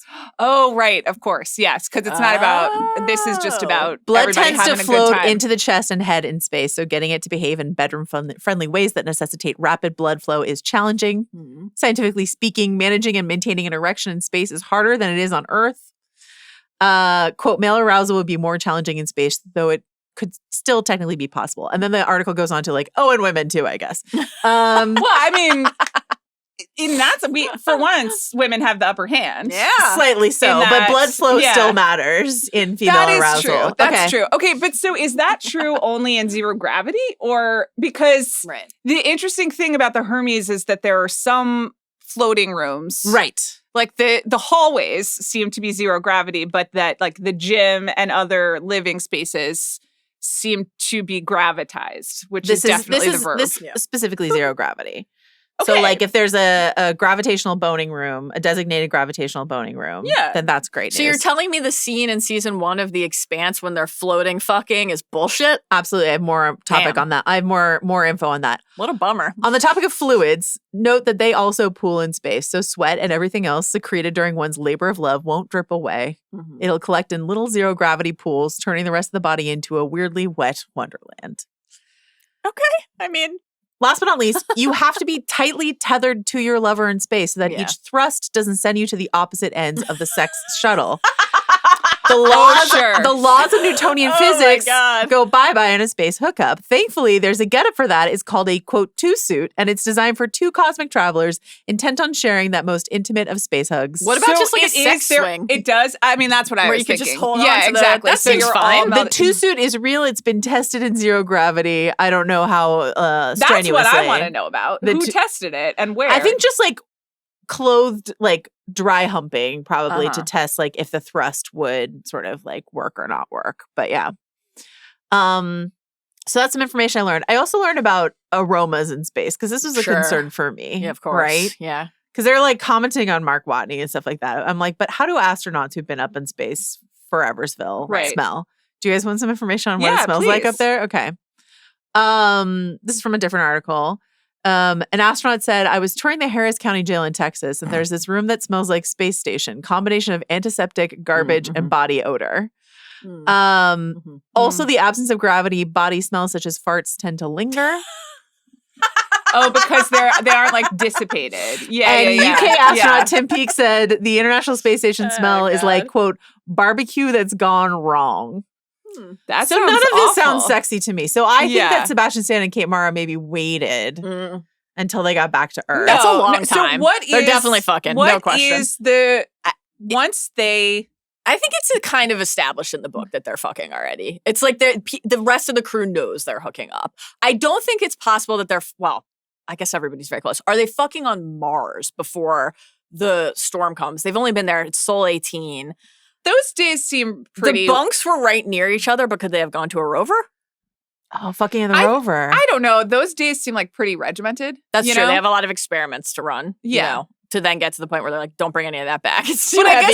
But they do also, because the potatoes come from a container that says don't open until Thanksgiving. So they like do have some recreational or at least like meal So time. wait till everyone gets drunk on Thanksgiving and then go fuck in the rover? Is that the plan? Yeah. Okay. I guess so. Plenty of spaces on the I think they're definitely fucking on the way back just because it's what? You're going also a year Mark was and a half? really like Beth Johansson, right? Like super nerd, right? Yes. So I feel like if Beth Johansson, super nerd, gets within a whiff of Sebastian Stan, it's like, let's go. Right? For sure. Let's make it happen. I guess this is where we should mention that when Mark opens all of their shit, he comments specifically about Johansson. It's like, whoa! So that's tough. I guess if we're factoring in how everybody is something to think about. But like, isn't this equivalent to, Joe, what we've talked about before with like, how do we make sense of people fucking on Survivor when they're that filthy and like they're just like shitting in the woods and shitting in the ocean? I feel like you don't really smell it anymore at a certain point, right? Wouldn't it be the same thing here? I mean, hundreds of days on the Hermes, they're like, isn't that kind of I was thinking about this while watching Hamnet, and I think about it as like generally in any kind of old timey. That's what the herbs are for. They look very smelly in Hamnet. Yeah, but they don't have plumbing. That's why Agnes is constantly rolling rosemary. Think about how bad it smelled. Rosemary for remembrance and also for body odor. Yeah. And they had one set of clothes. Pretty gross. Yeah. All right, that's the quote unquote reasonable discussion. This is tier 2, rapid fire Martian morality / survival test. Yeah. Would you have used your own shit to grow potatoes, Mallory Rubin? No question. You have to. You have no choice. The question is, would I or any of us have thought of that? Because Mark Watney is a botanist. So this is his area of expertise. Would we have known to do this? I'm not so sure. Well, you don't have to be a botanist to know that like poop is fertilizer. I know, but would you have thought to like slice up the potatoes and plant them? I don't know if I would have thought of that. I will just say because potatoes like sprout on their own, you know, versus other things. Like, maybe I would have gotten there eventually. Yeah. Would you use yours or anyone else's shit to grow potatoes? You have to put it all in that bucket and rehydrate it and mix it up. Listen, all of it. You guys, I deal with other humans' shit literally every day. You're like, once you're a mom, this question is not even a tough one. It's been 4 years of daily, like, just hands-on. Yeah. My younger son had a blowout last night before bedtime. That was just would have made excellent fertilizer, but it was like a real I had to, and it was like right while do you ever have like dinner? Names like, you know, between you and your husband? Do you have like names for like a particular like style? We used to say sag paneer for like my but I know exactly what that is because you also learn to like you're checking it for signs of like health at this point. Yeah. Sure. And you notice the changes. You know, a day when I let my son eat only blueberries, which he would love to do, then it is suddenly like blueberry, which is honestly not as bad as some of the other poops. This is like how I talked about how you need to set a text reminder to yourself that you ate beets, like the next day. Yeah, or that you ate asparagus. And but for the but I'm always surprised. Every time I'm like, what's going on? So like, do I need to be worried about this? I don't know. I think I'm like really on the look for perimenopause. You know what I'm saying? I'm like, is this a sign? Is this a sign? Same. And then I'm like, no. It's just that I had asparagus. So the thing is that my husband and I are so like quite literally in the shit right now that like to talk about it at great length just makes it worse. Sure. So we cope by not really acknowledging it. Oh, okay, fair. But it's like, both my sons love black beans, and every time I feed the black beans, I am just a little bit like, I know I'm going to see this again. It's going to be bad. And I know in a like an interesting way. So, yeah, no, absolutely no problem. So now that we've talked about beets and asparagus and black beans and other sort of like vegetation, if you could grow anything in someone else's shit and eat it for a year and a half, which crop would you shit farm? You get one condiment to go with it, but please be more cautious than Mark was with the ketchup rationing. Do we also get Vicodin to crush? Squeezing. He was he was just dolloping that stuff, and I was watching him like, and I had not remembered that he ran out of ketchup, and I was like, "You're gonna run out of ketchup, buddy." And then he's just like grinding that potato into the Vicodin. He rationed like the sweet and sour chicken and the meatloaf and everything, but the jelly beans strewn about recklessly and the ketchup. So what are you growing if you can grow one thing? I would pick potatoes. You would pick potatoes. Because I love potatoes. I love French fries. Okay. I love mashed potatoes.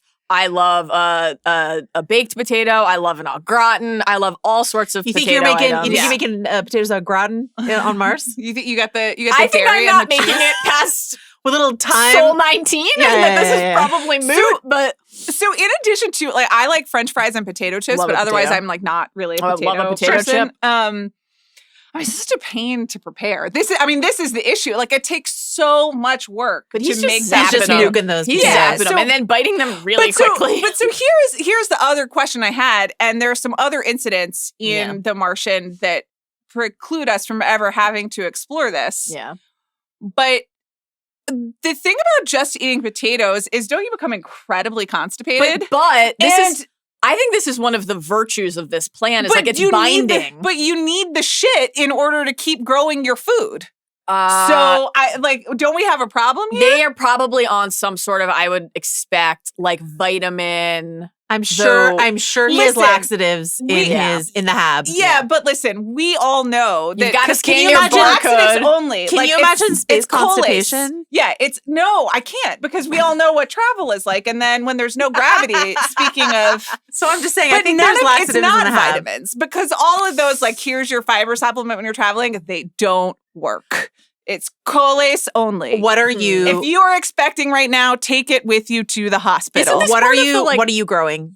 Avocado. Which I love an avocado. So here's my nature's butter food. It's a superfood. They always say it's like is the most complete food. But you can't afford in this scenario to be picky about is this properly ripe. Well, I think you would have time to game it out. It's one of those. Can I tell you? Yeah. I don't mind a slightly crunchy avocado. It's not the end of the world. I don't prefer like that to the very much like a banana. But so here's the other thing, and this was inspired a little bit by Send Help, this Sam Raimi movie starring Rachel McAdams. I haven't seen it. Where the avocado looks scary. Can also serve as a moisturizer.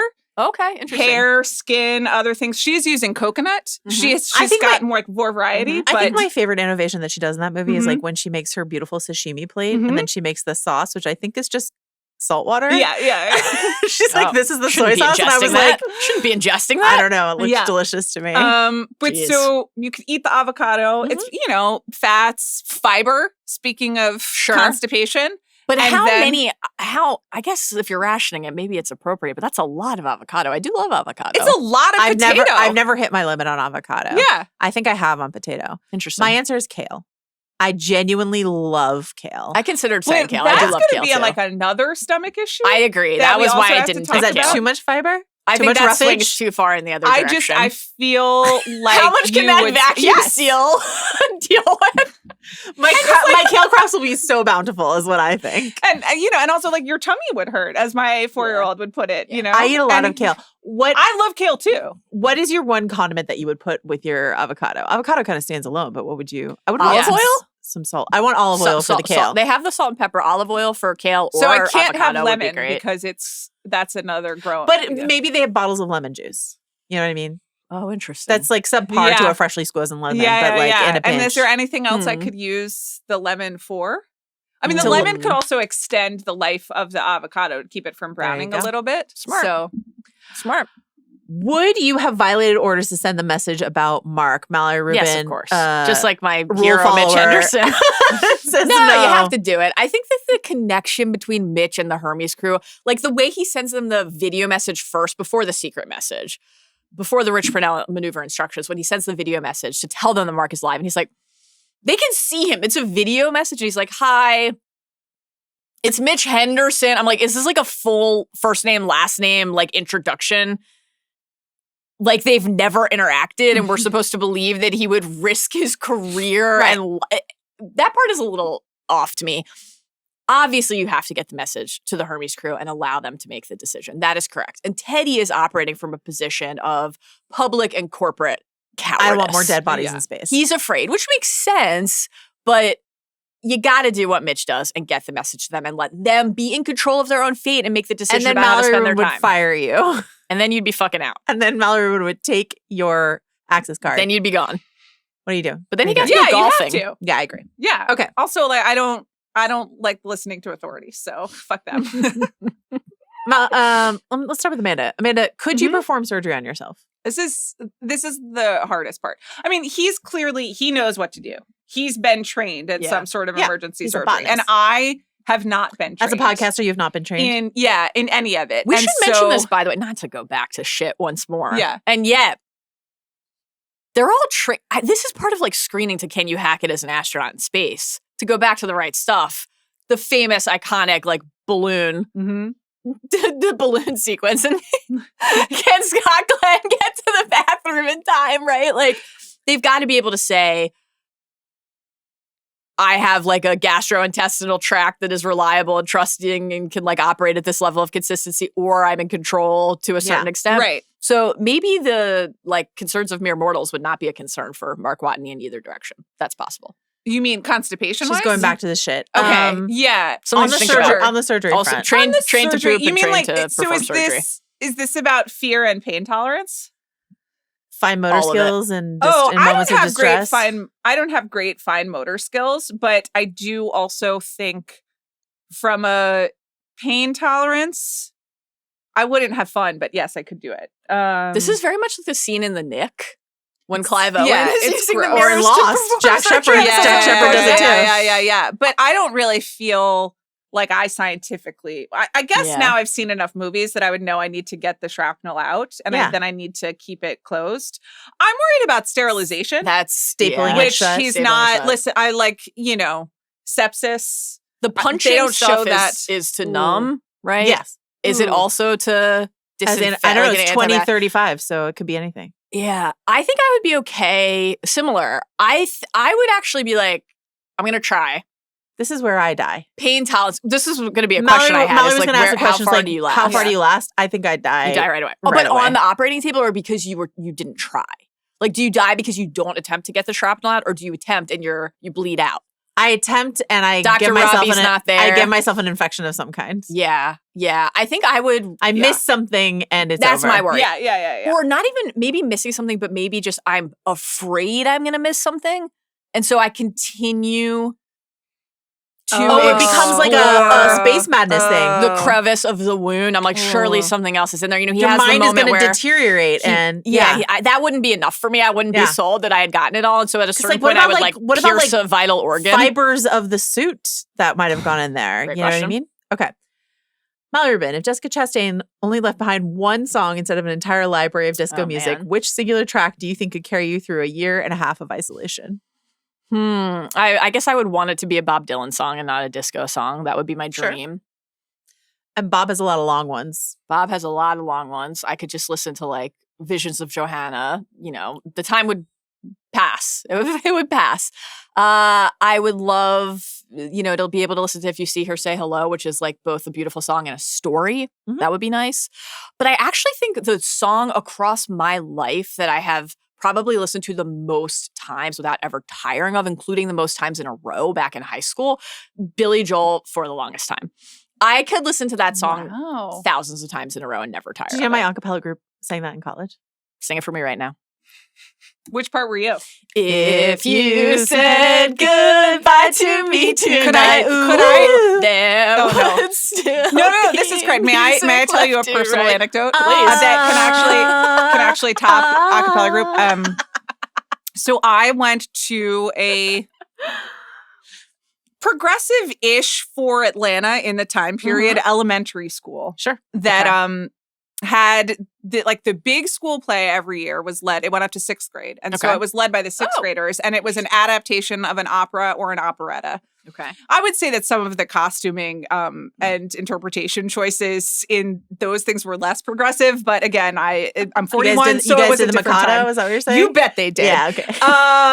But in 5th grade, the 5th graders, who were like the juniors, would get to write their own play based on one of the like historical, incredible, not lessons, but what units that you were doing throughout the year.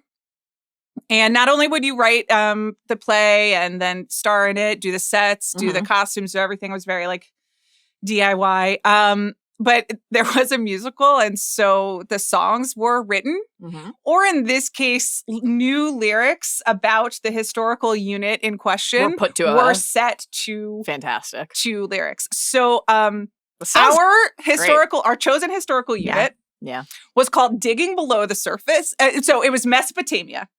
Okay. And so the play was called Digging Below the Surface. Okay, great. And it was about an archaeologist and then one of his his star but not very respectful students who are on an archaeological dig learning about Mesopotamia and themselves. And you said it to Billy Joel's The Longest Time? Well, like digging below the surface. Digging below the surface, like spiritually, the theme song, the opening and closing song. I will now sing the chorus for you. Oh, incredible.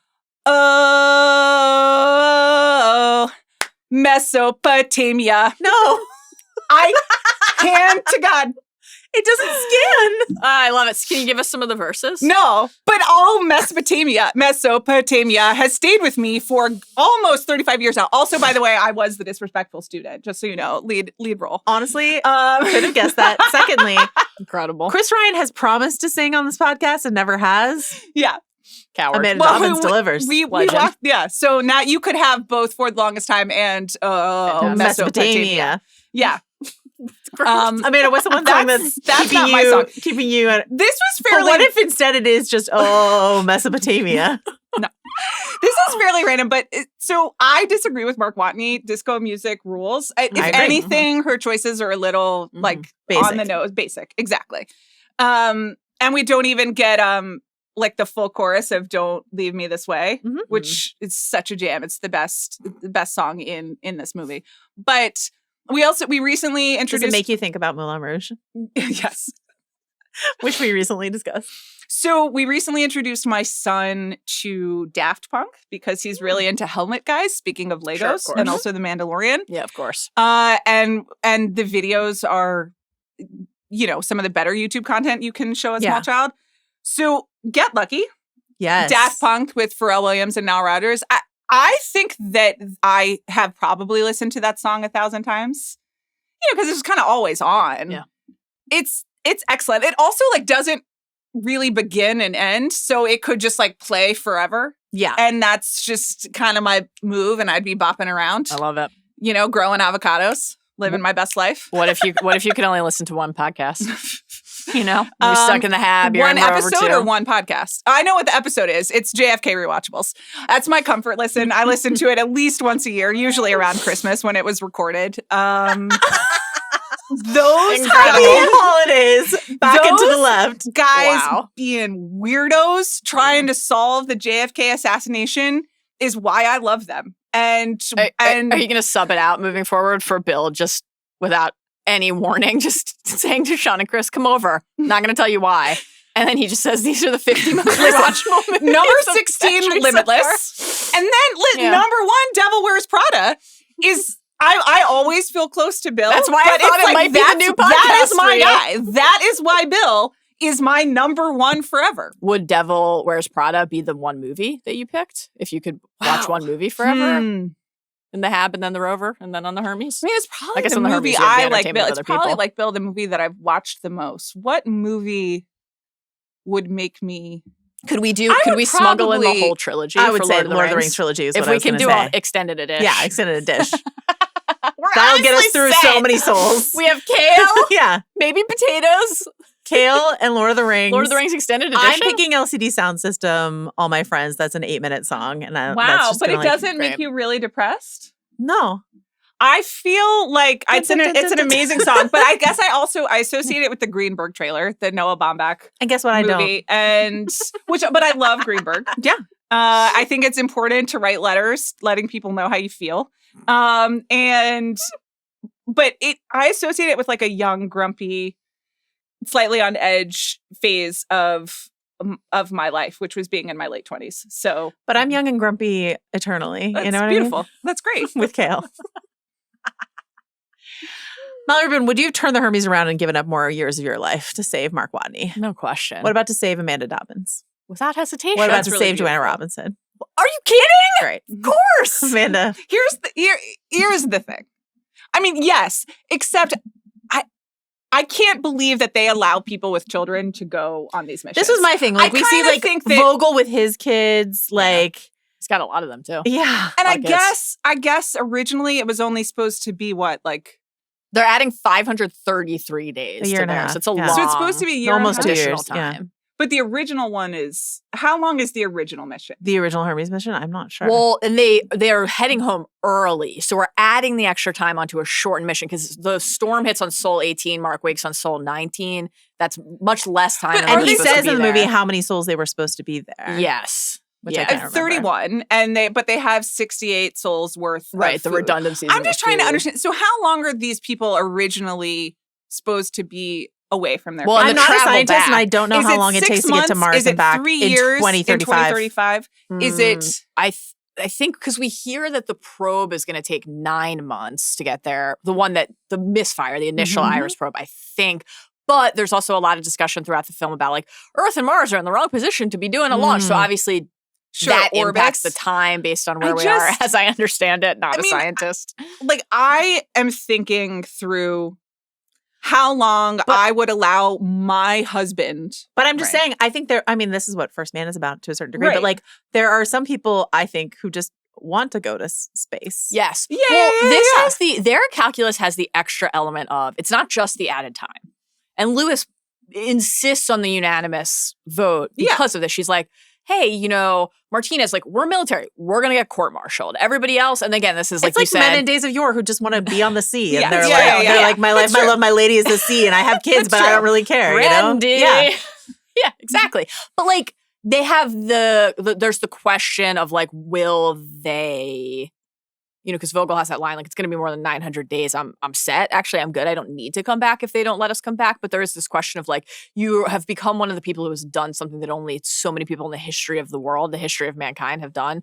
And then what if you come back and you're like, you're in space jail? Like, that's all taken away from you. They have to weigh that aspect of it.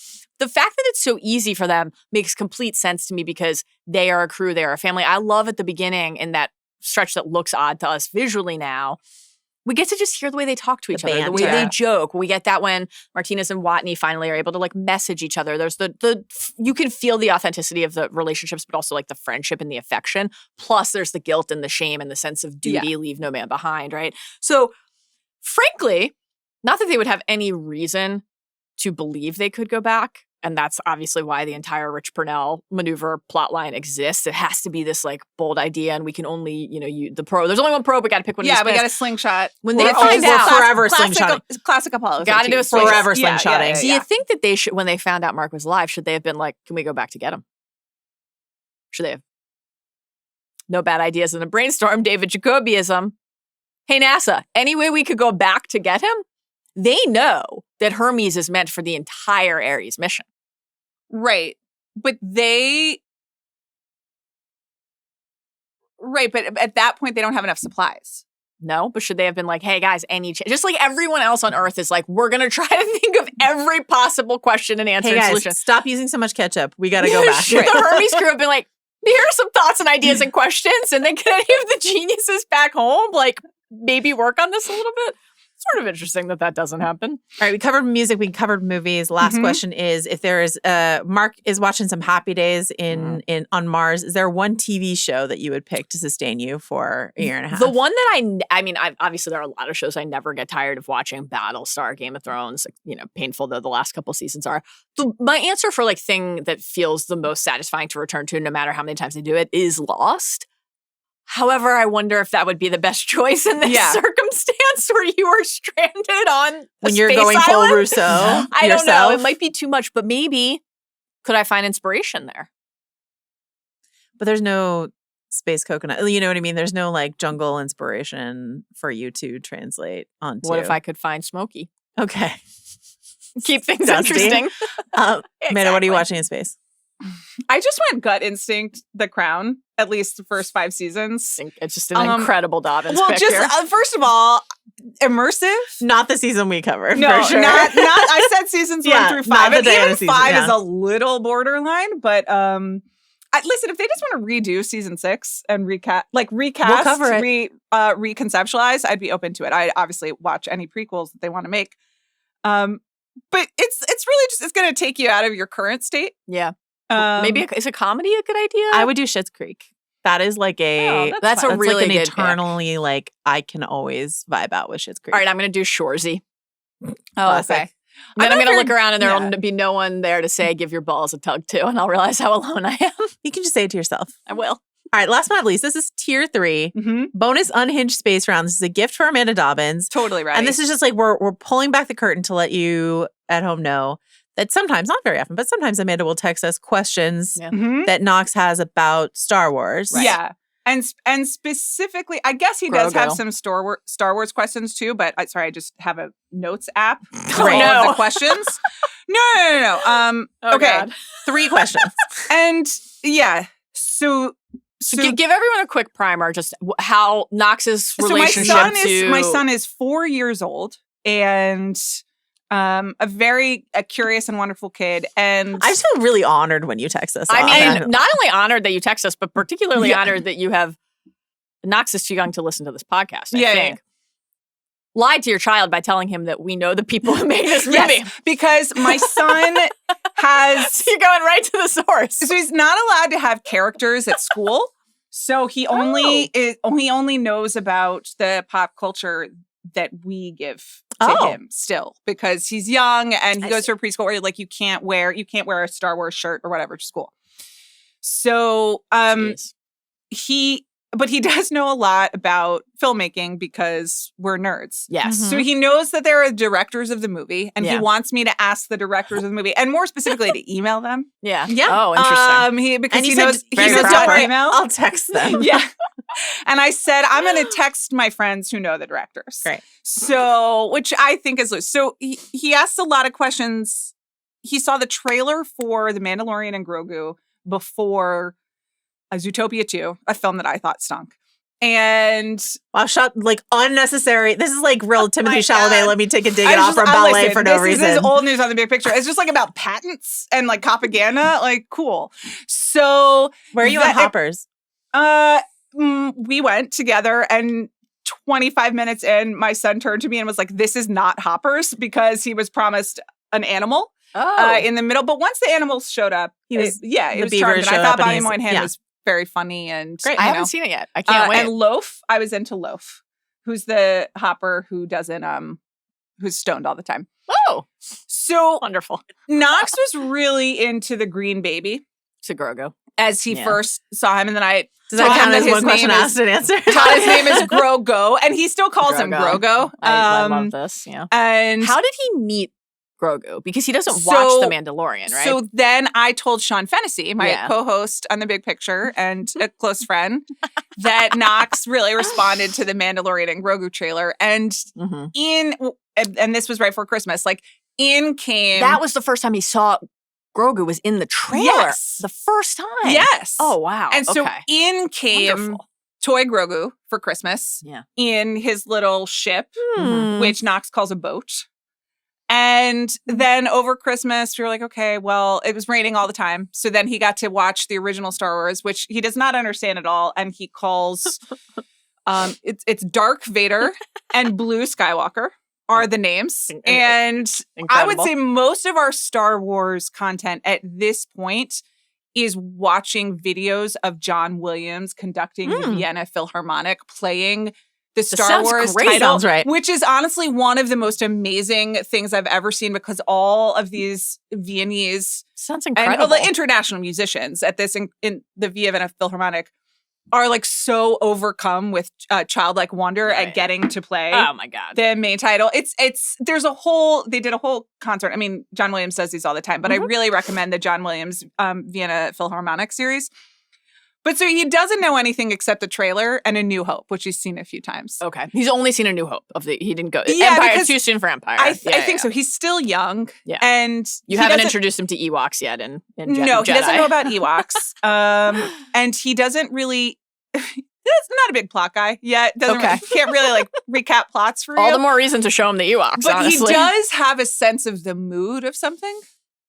There we go. So I think like Empire Strikes Back will freak him out. But there's been more Grogu introduced into our lives entirely by Sean and then our friend Nick. And he knows that the movie's coming out in May. Okay. And just every so often randomly, he will ask me random questions about Grogu that I cannot answer. Does he know that Uncle Chris has said on the public record he refuses to see this film? That's right. But I have corrected Chris on the public record that Chris will be taking Knox to see. And Chris came to Knox's 4th birthday party, and Knox ran up to him, and the first thing he said was, "Does the Mandalorian have a face?" Which is something I was able to answer. So that's not one of the questions that we'll be asking on this podcast. I do like how many. I know that would have been an easy one. I do like how many times we see Pedro Pascal's face in the most recent trailer. Like they're like, we know the joke. We know you're wondering if he's actually in this movie. Don't worry, we got Pedro on set for this one. We're going to show you like 4 different times where you're going to see his face. It's smart. Yeah. So here are the questions that I've written down on this notes app as he asks them. Okay. Number 1, and his question is, does Grogu go to Earth? No. So, but I would like to extend it a little bit so that I can answer him. He goes to many planets in The Mandalorian, though. Sure. Yeah.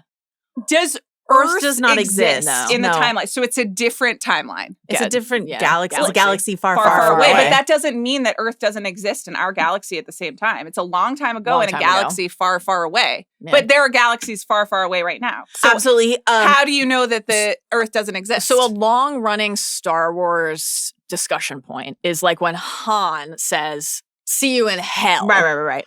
They're like, but that's how we talk. Right.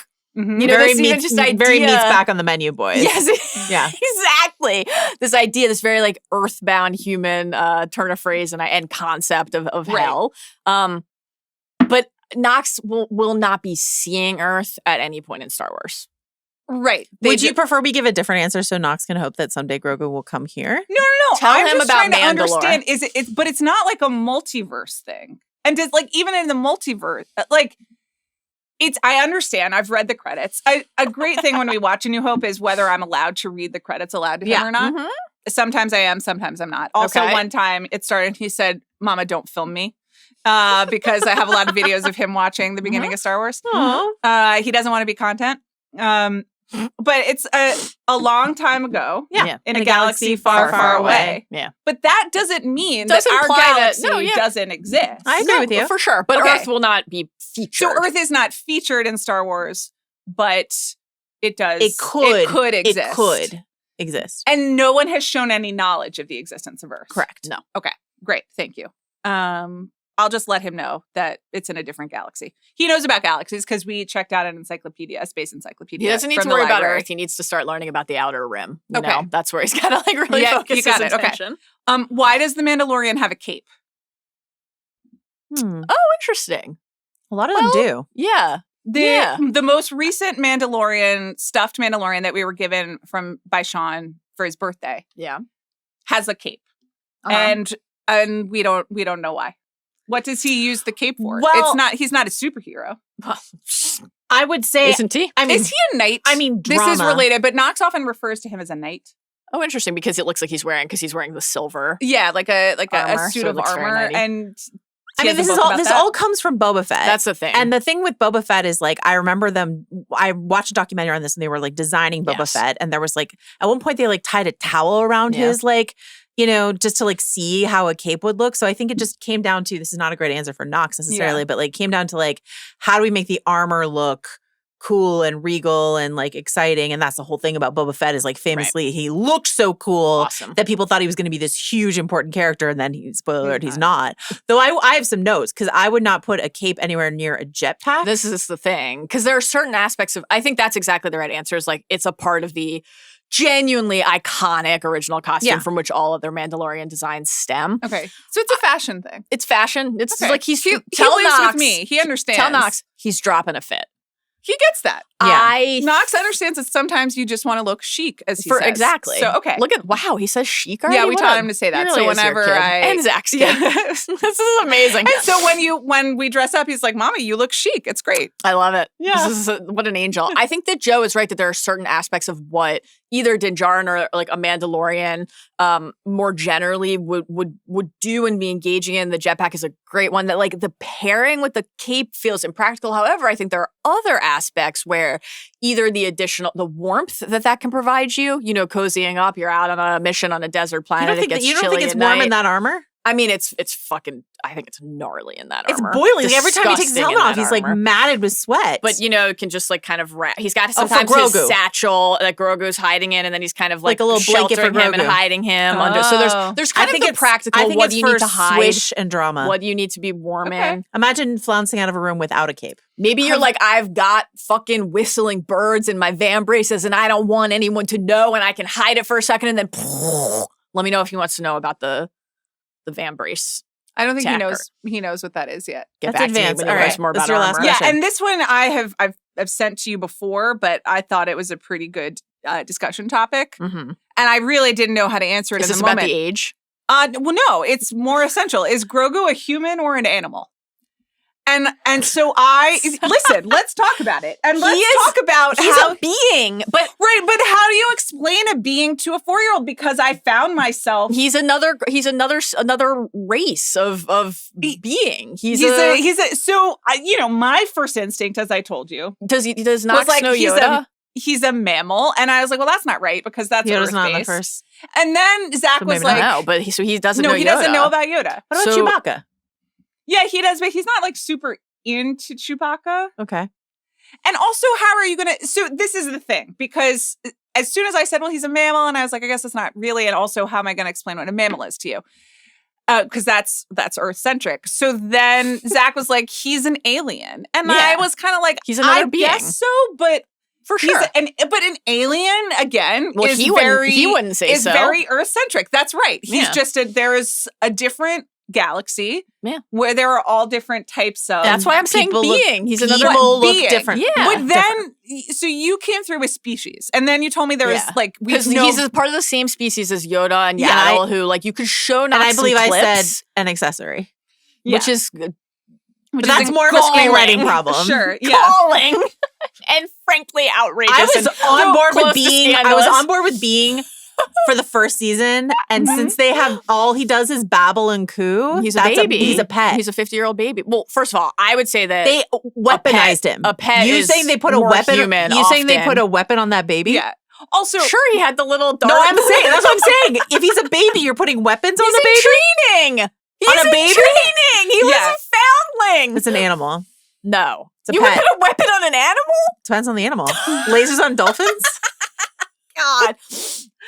I think that the simplest way to put it to Knox is Armored bears? well, I mean, you know I love an armored bear. His Dark Materials hive always. When Grogu ages. Yes. And I think, frankly, Star Wars fans live in fear of this moment because it's so precious when he babbles and coos. He will speak. Yeah. He will speak in They he will back speak themselves English into a sentences. corner because they're like, wouldn't it be cute if Yoda was a baby? True. Mm-hmm. And now they're like, we're afraid to let this baby age. And so we're just he's keeping him in 50. an arrested He's in his development of early babbling 50s. and cooing. He's in his early 50s. Right. He's been through some trauma. I mean, he's gonna. I would say he's got hundreds and hundreds of years of life That's a ahead pet. of him. And I brought so listen. So I brought this home to my Crazy.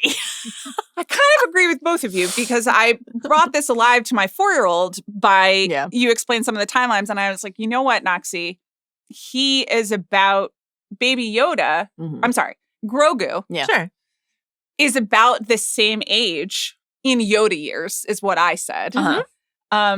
I said he's about the same age as your little brother, Sai, who is 18 months. I think he's more like Knox's just age. started cooing, just Yeah. stopped cooing, and has some words, but He's going to in school every and stealing way- macaroons from in other every- kids. Yeah, but He's those been other in kids every at way. school can speak, and he's He's just babbling and But cooing. Sai is basically our pet. I love him so much, and he has an incredible future, but I spend all of my time either taking care of his shit, trying to keep him from going into something that he's not supposed to go into. Yes.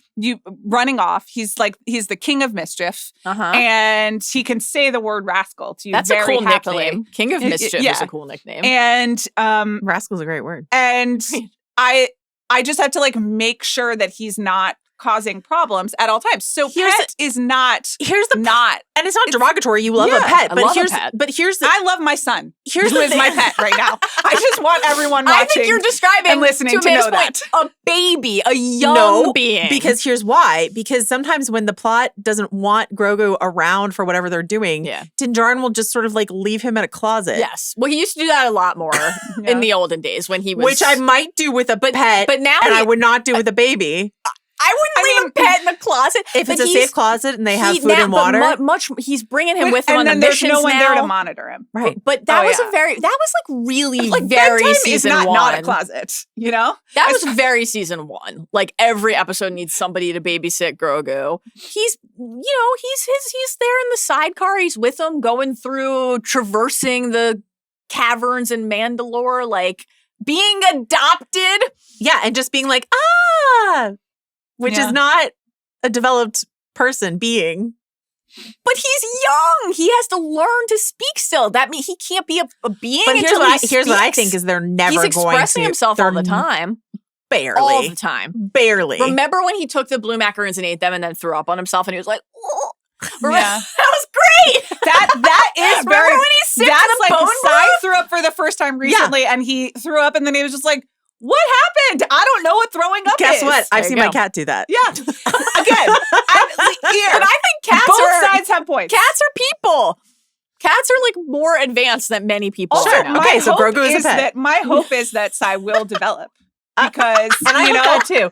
I doubt 'Cause that I love Grogu will him. ever be allowed to develop because they do not want that I think character talking. that's reasonable, actually. I think that it's a risk to have him start speaking. It's Much kinda like cute it took when they talk though.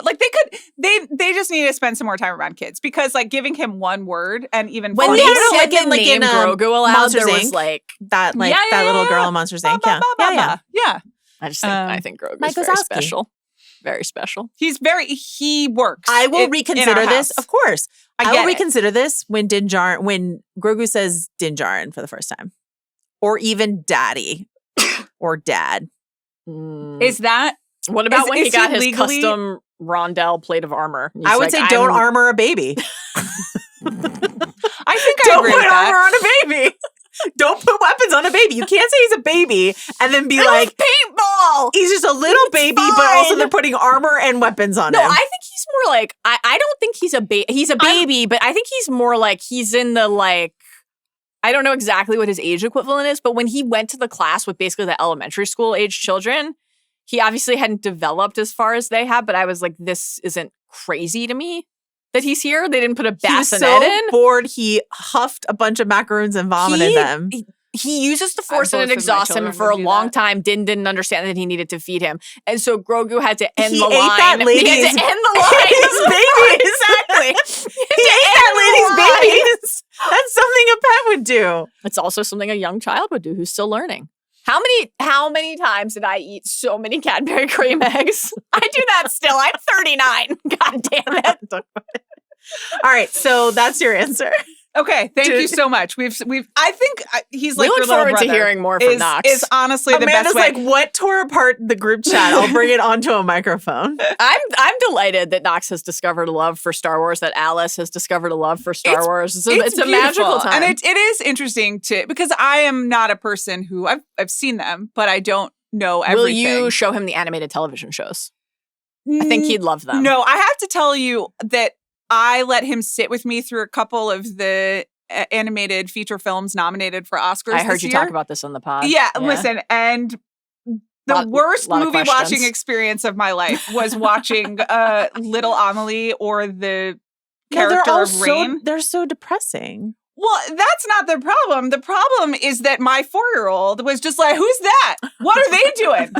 What's that Rain doing? What are they talking about? And it is like Jessie Buckley at the end of Hamnet when it's like, what's going on the stage? I can't go back to You Hamnet know- Corner. I can't you go back know- with you. I listen, can't.